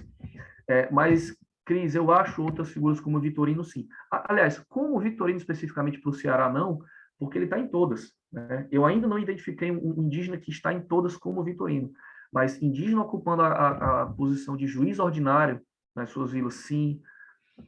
Pronto, agora me lembro do documento de adesão do Ceará à Confederação do Equador, Vitorino estava lá também, só que outras lideranças também estavam, né, de outras vilas de índio, né. E isso é uma coisa que a historiografia nunca falou nada, ignorou completamente. Aí me remete a uma questão metodológica que eu já vou entrar daquilo que a Patrícia perguntou, né. Sobre as fontes. Eu não sei se essa pergunta foi tu ou foi Cris, sobre mudança na documentação. Tu pode me relembrar, por favor? Tem uma pergunta no chat que pediu para você falar um pouco mais sobre esse seu achado na Biblioteca Nacional. Mas eu me pergunto se essa mudança das fontes, porque são de uma fonte administrativa, como tem no HU, do Arquivo Histórico Ultramarino, para fontes como essa, que são camarárias, se isso dá uma mudança também no ponto de vista da história do indígena. Com certeza, totalmente, porque aí é como eu falei para vocês, da minha experiência de pesquisa com a expulsão do padre Felipe Benício, só quando eu cheguei na documentação da Câmara é que eu tive uma perspectiva indígena, alguma perspectiva indígena. Mas eu quero deixar claro aqui também que ali eu não vou ser ingênuo de achar que ali é a visão de todos os indígenas daquele aldeamento. Havia pequenas elites locais, de famílias que tradicionalmente se revezavam, né, na ocupação desses cargos. Então, eu estou falando da perspectiva dessas lideranças. Só que, eventualmente, essas lideranças eram amparadas e aí, como a gente viu naquele documento de Messejana, pelos demais cidadãos, como a gente viu nessa documentação de Viçosa também, de mais gente que está junto. Então, essas figuras são referência, né? E a população da vila se ampara na Câmara como um patrimônio importante, né? E que, inclusive, quando acabam, vai dar todo tipo de transtorno, né? Eu posso até desenvolver um pouquinho mais sobre isso. Achei até uma referência que dizia que os índios da Ibiapaba aderiram à balaiada porque perderam seus cargos políticos. Essa perda foi sentida, né? Como um elemento a mais no processo de precarização das suas condições de vida, de sua cidadania, né? Mas, sobre esse documento da biblioteca, Bia, obrigado pela pergunta. Eu não sei se tu se referia ao Memorial de Messejana ou o livro de Arronches, né? Os dois eu encontrei na biblioteca. Uma sugestão que eu te dou, também respondendo a uma pergunta da Patrícia sobre questões metodológicas, é procurar, quando se tem um guia, procura pelo nome dos aldeamentos, das vilas ou lugares. O guia não vai dizer que é de indígenas, que é de uma vila de índios. Mas você sabendo que pode procurar que está lá. E se você colocar Messejana ou Arronches no guia da BN, você encontra com alguma facilidade, inclusive. Patrícia, perfeito, sobre essa questão de que não havia unidade nacional e por isso que pesquisar a independência ainda tem tanto que se fazer, porque eu acho que isso, e aí com a ampliação dos programas de pós-graduação, isso aí nem é de agora e nem é dito, nem se começa a falar disso de agora, né? Mas esses estudos sobre o que se passava nas independências em cada lugar, né? Tá nos redimensionando para compreender o que foi a formação do Estado Nacional, né? E eu até vou mais longe, né? Se a gente pensar isso a nível local, o que acontecia em cada vila, se a gente puder encontrar documentação sobre as discussões internas de cada vila, isso aí vai dar muito, muito, muito mais reflexão, né? E vai nos dar uma possibilidade de compreensão muito mais ampla e, se possível, comparativa, né? Do que aconteceu para cada região, para cada província, para cada vila. Já falei dessa questão do letramento, né, Patrícia? Desse preconceito que está principalmente sobre o letramento. Isso é desconhecido, na verdade, né? É um preconceito, mas que parte de um desconhecimento total. Isso que eu estou falando para vocês, de indígenas letrados e sendo letrados Cara, eu ia falar desde meados do 18, né? Mas seria errado eu falar isso, né? Porque às vezes esse letramento é muito mais antigo. Claro que depende muito da região, porque alguns aldeamentos são formados realmente só em meados do 18, ou até depois, mas de forma geral, esse letramento é muito antigo. E eu acho, Patrícia, que a gente tinha que se juntar, entendeu? Estava falando com a Alessandra, que estava aqui, né? Estudou coisas semelhantes para os Mapuche no Chile, mas tem o Eduardo Neumann lá no Rio Grande do Sul, né, Alessandra? Então, sim, eu já consigo contar em mais dedos de uma mão pessoas que conseguem trabalhar documentos escritos por indígenas, né? E pensar nisso num tema, né? Que eu acho que ainda não foi trabalhado e que isso seja mostrado para a historiografia. Olha, minha gente, né? Existe uma produção escrita sobre isso que nos dá acesso a perspectivas que, por outra forma, seria muito difícil de acessar, né? Não que não fosse impossível, o contrapelo está aí desde Walter Benjamin, pelo menos, né? Mas isso nos dá um panorama espetacular, né? E já falei sobre essa questão do índio colonial, do John, né, Patrícia? Sobre a visão estereotipada do que é ser índio, né? Eu acho que a gente precisa avançar, né? E o índio imperial também, né? Para além do índio colonial, o índio imperial também. Depois, Patrícia, me mostra esse quadro do enterro de negro, né? Eu achei incrível isso aí, maravilhoso. E aí faço mais uma sugestão para o pessoal de graduação, a galera do Rio que está assistindo aqui, a Ana de Mello, que organizou recentemente o Seminário Internacional, né, de Independência do Brasil, ela organizou um guia de fontes, eu não sei se tu conhece, Patrícia, de indígenas nos arquivos do Rio de Janeiro. É um negócio impressionante, são 2 volumes, posso mandar para tipo... Eu conheço só que o José Ribamar Bessa organizou com os alunos dele da Unirio. Talvez seja o mesmo. Eu vou conferir, mas talvez seja o mesmo. São em 2 volumes? São em 2 volumes. O Ribamar Bessa Freire organizou com os alunos da Unirio. Eu vou conferir se é o mesmo, viu? Mas é muita coisa. É uma parada impressionante. Então, assim, caminhos eu acho que não falta, né? Fica a sugestão. Aí sobre dimensão metodológica, né? Patrícia, tu foi encher, inclusive na minha própria experiência de amadurecimento, como historiador, como jovem historiador que sou, que ainda precisa aprender muito mais coisa e estou aprendendo muito mais coisa. Mas eu percebo, assim, né, o crescimento do doutorado até aqui, né? O doutorado que eu concluí em 2015. Aliás, eu nem lembro mais como eu concluí. Mas de lá... Como foi, Cris? Eu não lembro mais. Mas de quando eu concluí até aqui. Acho que né? foi em 2017, não? Não, foi antes. Foi novembro de alguma coisa. Não, foi novembro de 2016. Foi. Você defendeu depois da morte do John, não foi, João?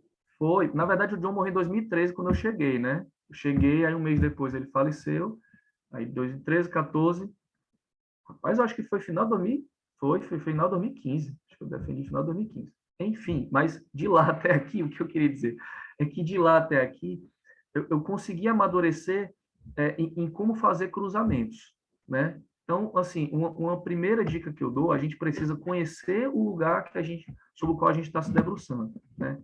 Então, quais são as vilas, quais são os lugares, quais são os aldeamentos. 2, é interessante que a gente conheça nominalmente figuras importantes desses lugares que a gente conhece, né? O Vitorino é um exemplo que eu dou para vocês, porque sempre que ele aparece, vocês podem ter reparado, ele não aparece sendo identificado como indígena, né? Mas sempre que ele aparece, me vem na memória. Provavelmente eu estou deixando escapar muita gente, né? Porque, enfim, são muitos nomes, mas é interessante que a gente tenha isso sistematizado. Tem algumas documentações que nos ajudam a identificar essa galera nominalmente. Eu mostrei para vocês os documentos de carta patente, né? É importante. Mas há documentos de provisões, livros de provisões, né? E que há menção aos professores índios da vila tal, índios do lugar tal, né? Uma terceira documentação que eu também acho importante para a gente fazer o cruzamento são justamente requerimentos e abaixo-assinados de indígenas que eventualmente a gente pode encontrar em registros de ofício. E lá uma série de nomes são listados dos abaixo-assinados que em outras circunstâncias você não veria. Bom, tendo isso sistematizado, o cruzamento fica muito mais fácil, né? E aí isso te amplia muito o leque de ações possíveis dos indígenas à época. Mais uma coisinha para concluir, eu já falei, mas quero repetir, conheça as suas vilas e lugares, porque da região que você estuda, porque na hora que tu se lança para os arquivos e para os guias de fontes, os guias não vão saber que aqueles lugares, aquelas vilas são de índios, né? Você fazendo esse cruzamento, você identifica, né? E foi assim, inclusive, que eu achei esse livro da Vila de Alonso. Eu não procurei por índios do Ceará. Olha, procurei também, né? Mas não apenas, né? Índios do Ceará. Procurei também pelos nomes das vilas, pelos nomes dos lugares, e venho fazendo isso. Aquele documento de Viçosa na Câmara, no arquivo da Câmara dos Deputados, da mesma forma. Ele não está identificado lá no guia da Câmara, no arquivo da Câmara, como Vila de Índios, né? Mas eu sei que a vila é de índios, né? E consegui chegar lá e tive acesso a outras documentações anexas, impressionantes, enfim. E mais uma coisa, aquela velha garimpada braçal também se faz necessária, porque às vezes você tem um conjunto, um dossiê grande, que na chamada dá um título muito genérico, né? Eu lembro aqui, por exemplo, um texto escrito pelo aquele último governador da capitania que foi deposto, Francisco Alberto Rubim, está lá no Ultramarino, né? Aí declarações de Rubim sobre a deposição e a formação da primeira junta provisória. Bom, essa chamada não fala nada dos indígenas. Aí você for ler, cara. Em algum momento me aparece um parágrafo dele dizendo como foi a reação dos indígenas ao saber que as cortes de Lisboa foram instaladas e que uma Constituição deveria ser jurada, né? Vale a pena fazer essa pesquisa de agulha em palheiro, né? Então, fazendo esses cruzamentos, a gente chega em bastante coisa. Sem falar que, ainda sobre documento de Câmara, tem os ofícios em anexo, que vão com... ofícios em anexos que vão com outros ofícios, né? Sei lá, o governador da capitania tal escreveu para fulano de tal sobre as câmaras de índio. Em anexo, uma série de ofícios dessas mesmas câmaras, que não estavam em nenhum outro lugar, que não foram guardadas e copiadas em nenhum outro lugar, mas que estão lá, nesses anexos, né? E aí, Iris, obrigado também pela tua pergunta. Eu vou ser bem honesto aqui. É uma questão que eu realmente não tinha pensado ainda, não tinha parado para imaginar. Porque o meu olhar, eu acho que até então, ele estava muito treinado. Até se tu puder desenvolver, eu quero até aprender um pouco mais sobre isso. Porque o meu olhar estava muito treinado a perceber a relação com questões muito locais, né? E como isso se conecta a demandas macro que vão dar num projeto de Brasil, numa causa brasílica. Por outro lado, não sei se isso responderia ou seria uma chave possível de resposta, mas esse anti-lusitanismo que se contrapõe a europeus aparece mais de uma vez. É o contra os europeus, contra os europeus. Os europeus identificados como inimigos. Né? A galera... Né?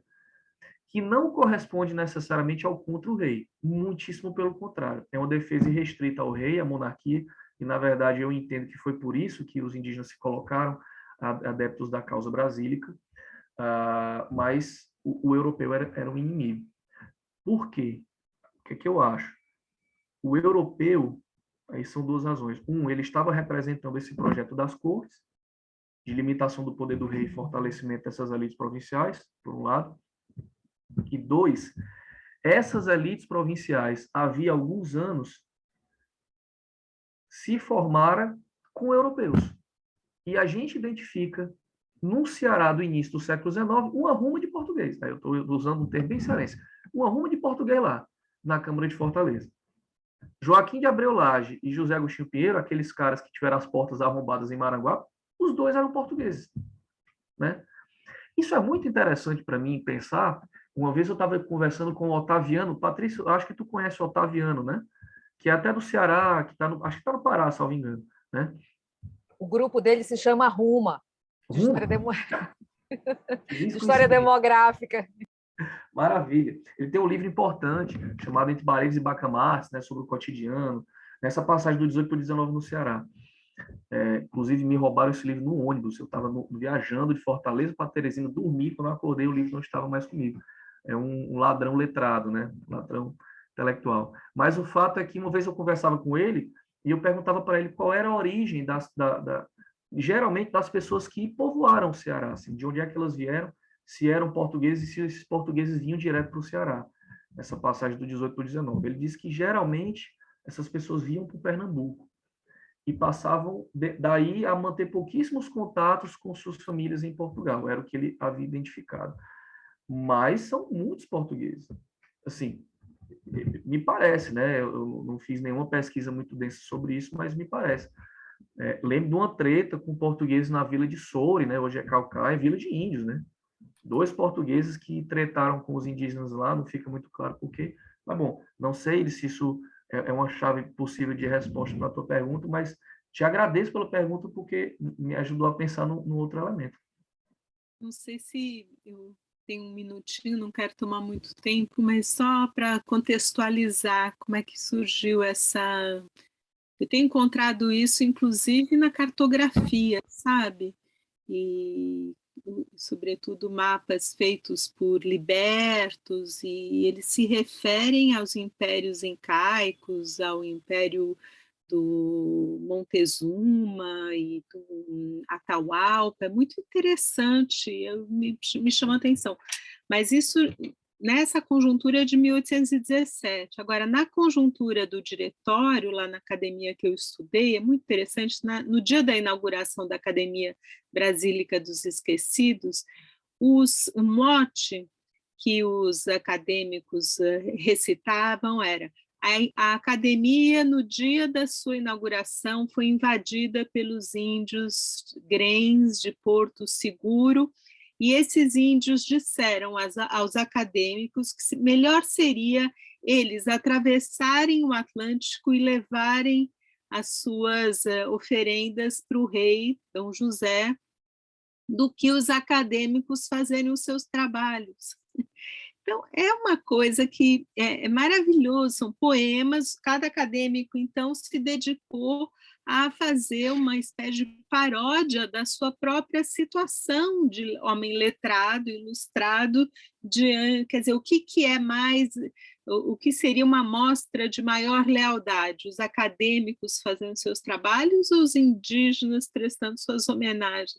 Eu acho muito interessante.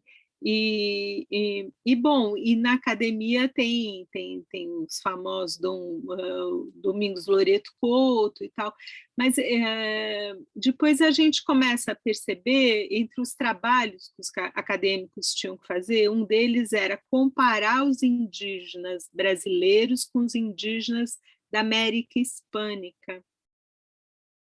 E eu acho que essa tópica, não vi ninguém, eu estou, enfim, pensando isso mais na cartografia, mas eu acho que é uma chave, como você falou, né? A Patrícia também sugeriu, a gente tem que treinar o olhar para ver, porque eles são populações que têm uma consciência, não é, espacial, continental, eles migram, eles, enfim, têm um deslocamento, esse conhecimento, né, hemisférico, é deles, né, sobretudo, um conhecimento muito enraizado. E isso está presente até, por exemplo, na Ilha Brasil, que isso foi explorado de maneira um pouco ideológica pelo Jaime Cortesão, e tal, dizendo que os indígenas passaram essa visão, não é, da Ilha Brasil para os cosmógrafos europeus, e isso teria sido a primeira colaboração dos portugueses com os indígenas, o que obviamente é pura ideologia, né? E é uma mitografia, mas de fato, né, esse conhecimento geográfico estava presente, sem ele não teria sido possível nenhum tipo de devassamento. Era isso, só desculpa se me alonguei, mas eu fico atrás um pouco dessas percepções, sabe, mais americanas do território, que sejam esboçadas pela população indígena, sabe? Uma percepção elaborada dentro desse contexto de interação com os indígenas. Mas parabéns, essa pesquisa que você traz sobre as câmaras é fundamental e a gente tem que renovar realmente a nossa apreensão dos acontecimentos. Muito bom. Obrigado, Iris. A Maísa está com a mão levantada, mas só antes de passar para ti, por favor, é porque, Iris, eu me lembrei de uma coisa, desse mesmo requerimento gigantesco que foi levado para o Rio pelos indígenas, quando eles pediram a abolição do diretório. O pedido deles, ao final, a conclusão, é que fosse abolido o diretório e que os brancos, cada um, procurasse as suas pátrias. Voltar assim. E assim, o que é que isso me remete? E, assim, e essa coisa esse espaço é nosso e os brancos são invasores, apesar disso estar previsto no diretório esse que garantia uma série de prerrogativas, né? Aí veja, eles lutavam pelas prerrogativas, mas aquilo que o diretório os prejudicava, eles queriam abolir, né? Ou até, no limite, a própria abolição completa do diretório. Mas, assim, a percepção do nós e os outros, ela acontece frequentemente. Esses outros podem ser no nível local, dos brancos ter uma pátria, ou seja, um lugar próprio, né, mas que não seja o nosso, ou o outro ser o europeu, nesse contexto específico da separação, né, da independência e da separação. Não sei se, imagino que, sendo o Ceará uma capitania e depois província, que não fazia fronteira, né, externa, né, com nenhuma nação, com o território hispano-americano, isso não traz particularidades. Não sei se pensando grupos indígenas dessas fronteiras, aí outros discursos viriam à tona, né? Apesar de que havia uma tradição de incursões de piratas, né, na costa do Ceará. Mas não sei, talvez um estudo comparativo pensando nisso, né, com essa ótica trouxesse descobertas interessantes, né? Estou falando só do que me lembrei aqui. Obrigada. Obrigada. Acho que a Maísa tem uma pergunta e aí a gente pode encerrar, então.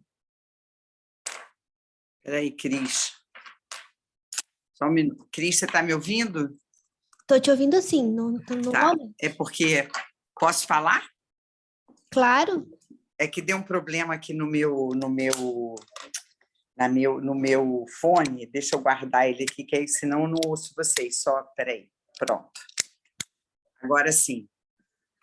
Então, não, Cris, obrigada. Eu já sei que vocês já devem estar super na hora, mas primeiro queria agradecer muitíssimo, né? João Paulo, você está aqui. Nossa, que prazer, que presente estar ouvindo você aqui nesse momento. Eu acho que foi legal, porque desde o início eu estava ouvindo, e eu acho que a fala da Iris, algumas falas suas, o chat ali, quando a Alessandra comentou, na verdade, a minha curiosidade era um pouco fazer essa pergunta, mas acho que vocês já deram indícios. Eu imagino que eu não conheço, né?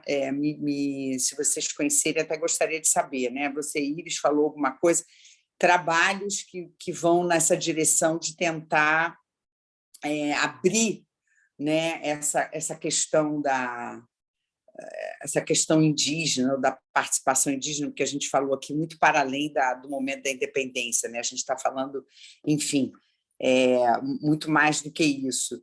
Se não seria legal, fico pensando a gente fazer até um trabalho junto e tudo, ou se você encontra, João, na documentação, essa abertura, né?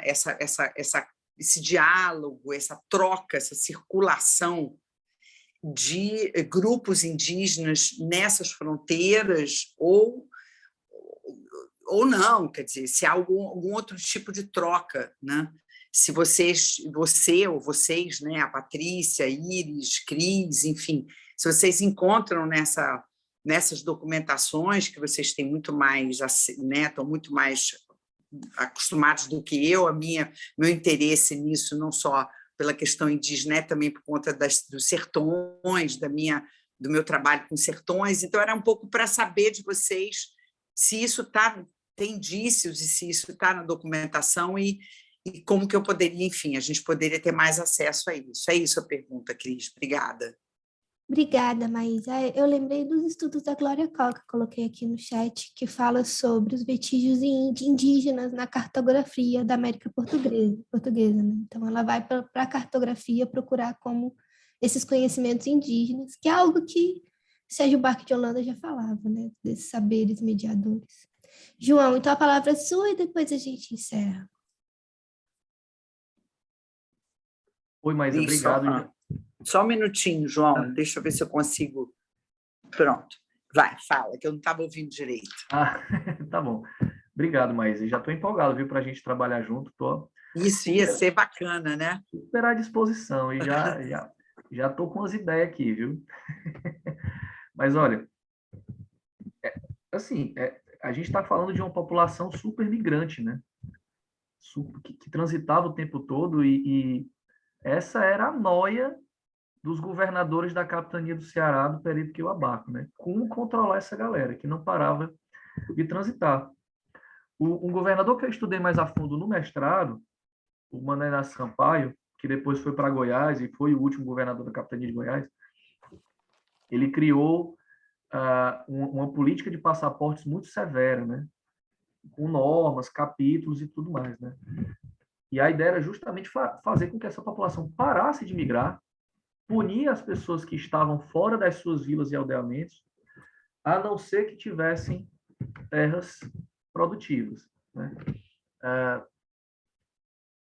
Inclusive, e é interessante porque a documentação das câmaras municipais de Vila e Índios agradecem a esse governador porque viram as suas vilas crescer. Então, me parece que há uma tensão até interna das comunidades, né? Algum grupo, principalmente dessas, vou chamar de elites aqui, mas saíram nobrezas da terra, porque, enfim, andavam na governança, né? Então, essas elites indígenas tinham interesse no desenvolvimento da própria vila, e para isso era fundamental que tivesse pessoas ali produzindo e dando rendas para a Câmara, mas havia interesses individuais de indígenas que não queriam estar ali, né?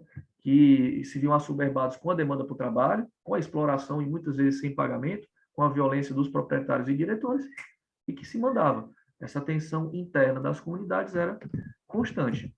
Tanto que, também na época do mestrado, encontrei muito pedido de indígena para ter autorização de viver fora, de viver em outros lugares. Inclusive aquele do Piauí que falei para você, né? Essa documentação desse indígena que pediu para ir para o Piauí, se alferes e tudo mais, o que me chamou a atenção é o conhecimento minucioso que ele conhecia do lugar para onde ele iria. Quero ir para a ribeira do rio Piauí, no lugar tal, na fazenda tal. Como é que ele conhecia aquilo? Eu imagino que ele já estivesse lá, ou seja, que esse trânsito fosse muito comum. Um trânsito que é constante, assim, aparece muito na documentação de indígenas indo para o Piauí. Não sei exatamente por quê.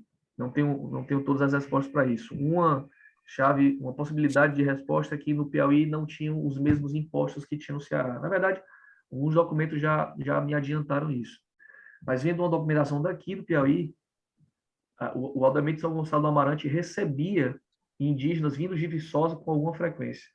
Documentos de Viçosa falam de milhares de indígenas no Piauí, já no Piauí. E esse trânsito acontecendo meio que o tempo todo. Aí, aqui no Piauí, contemporaneamente, há duas comunidades, né? Uma Tabajara, em Piripiri, outra Tabajara Itapuio, porque vive com outro grupo em Lagoa de São Francisco, esses dois municípios próximos do Ceará. Lagoa de São Francisco é vizinho do Ceará, e todos dizem a mesma coisa: nós viemos do Ceará, daqui da Ibiapaba, né? Então, a gente está falando de uma comunidade contemporânea que tem essa memória desse trânsito acontecendo constantemente. Outra coisa que me ocorre, aquelas duas revoltas, a de Maranguape e a de Messejana, de Vila Viçosa, a referência na documentação que um pessoal de Maranguape fugiu para Viçosa, sabendo do que estava acontecendo em Viçosa, né? Então, essa comunicação também era constante, também acontecia. Eu acho que é uma chave investigativa interessante, né? Mapear essas rotas, né? Mapear essas rotas de trânsito, de um trânsito que era tradicional, que fazia parte da cultura dessas pessoas, né?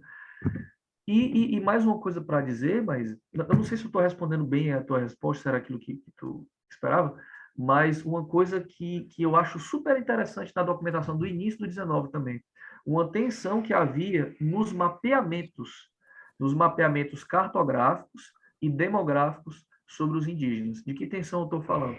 Os governadores solicitarem esses mapeamentos para autoridades locais, capitães mores e diretores, e essa galera não forneceu o número dos indígenas. Encontrei agora, há 2 semanas atrás, aí na biblioteca, um mapa populacional do Ceará de 1809, eu acho. Aí lá no final não constam os habitantes das vilas de índio. Sabe? Depois, em 1818, também na biblioteca, 3 mapas populacionais, um igualzinho do outro, mas de 3 vilas, de 2 vilas e de um lugar de índios, né, no Ceará. Então, os governadores tinham essa tensão de identificar onde é que os indígenas estavam e, por algum motivo, essas autoridades locais resistiam de alguma forma a isso. E imagino que resistiam porque não deixar isso mapeado, numericamente mapeado, facilitava o acesso a essa mão de obra, né? E uma outra coisinha sobre o mapeamento cartográfico, o Silvio Paulé, que hoje é nome de rua lá em Fortaleza, foi um engenheiro que trabalhou com o Manuel Inácio Sampaio, né, um pouquinho antes da independência, e fez alguns mapas do Ceará.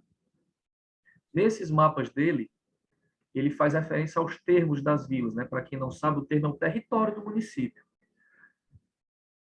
Ele faz referência... Gente, eu posso... Não sei se eu vou atrapalhar muito, mas eu vou tentar, inclusive, achar esse mapa aqui, que eu tenho ele salvo nas minhas coisas em algum lugar, que eu acho que seria interessante mostrar para vocês. Eu não sei se eu tenho, na verdade. Eu vou olhar aqui. Não vou achar com alguma facilidade, não. Bom, mas, enfim, nem é difícil de achar esse mapa na internet. Se você acha, botar mapa, o Ceará, Silvio Paulé, alguns desses mapas vão aparecer e fazendo referência aos termos dessas vilas.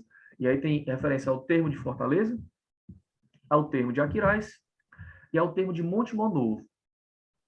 Monte Monovo era a única vila de índios à época cuja população indígena era minoritária. Então, a maioria da população e dos membros da Câmara eram não índios, né, geralmente brancos.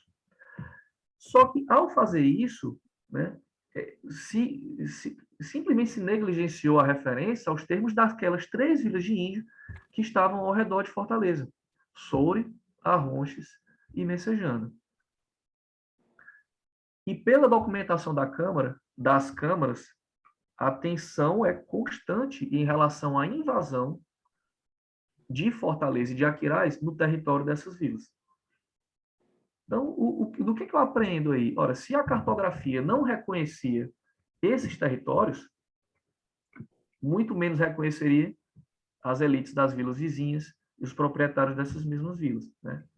Resultado disso, passada a independência, meados da década de 20, já havia muitos projetos de extinção dos aldeamentos ou de junção dessas vilas, de extinção das vilas. Em 1828, a primeira lei das câmaras, né, de 1º de outubro de 1828, estabelece um limite censitário de acesso às câmaras, então já não vejo mais, a partir de 29, indígenas nas câmaras das vilas de índio. Em 30, 31, o diretório é abolido no Ceará. Na década de 30, aí Monte Monovo já deixa de ser vila de índios, Vila Viçosa também, e as vilas de índios que restaram deixaram de ser vilas. Seus territórios foram abarcados por Fortaleza. Então, vocês reparam, isso que eu estou falando agora já daria uma fala nova, né? Um outro momento. O desenrolar, né? E foi muito rápido, tudo muito rápido. Eu costumo dizer que, olha, em menos de 9 anos os indígenas perderam tudo, né? Acabou-se tudo, né? E na década de 30 foi a pá de cal. Eu acho que não surpreende ninguém que logo depois tenham estourado todas as revoltas regenciais, né? Revoltas não, né? Guerras civis. E como eu falei para vocês, né? O presidente do Ceará falou muito bem. Os índios da Ibiapaba, principalmente das matas de São Pedro, ou seja, São Pedro de Baipina, que hoje é a cidade de Ibiapina, aderiram a Balaiada porque perderam seus cargos políticos. Perderam cargo, perderam terra, perderam patente, né? Porque Guarda Nacional é criada e são extintas as guardas nacionais, então o capitão bom indígena não tem mais serventia nenhuma, enfim. O Brasil se desenrola acabando com a sua população, né? Destruindo com a sua população. População essa que derramou seu sangue, né, nas lutas da independência, né? Por aí que a gente precisa continuar fazendo história, lembrando, escrevendo e denunciando, né? Tá certo, João, muito obrigada. Então, eu agradeço mais uma vez a participação aqui para encerrar o curso Presença Indígena e Africana, a partir do ponto de vista da história social. Eu acho que fechamos com chave de ouro. Muito obrigada pela sua disposição para o debate e agradeço também a todo mundo que participou do evento e as professoras que fizeram as questões. Então, a gente fica por aqui, vamos almoçar, né? Tchau para todo mundo. Parabéns, João. Sucesso nas suas pesquisas. Tchau, tchau. Muito obrigado, viu? Obrigado para todo mundo. Muito honrado, muito feliz, viu? Obrigado, gente. Tchau, tchau.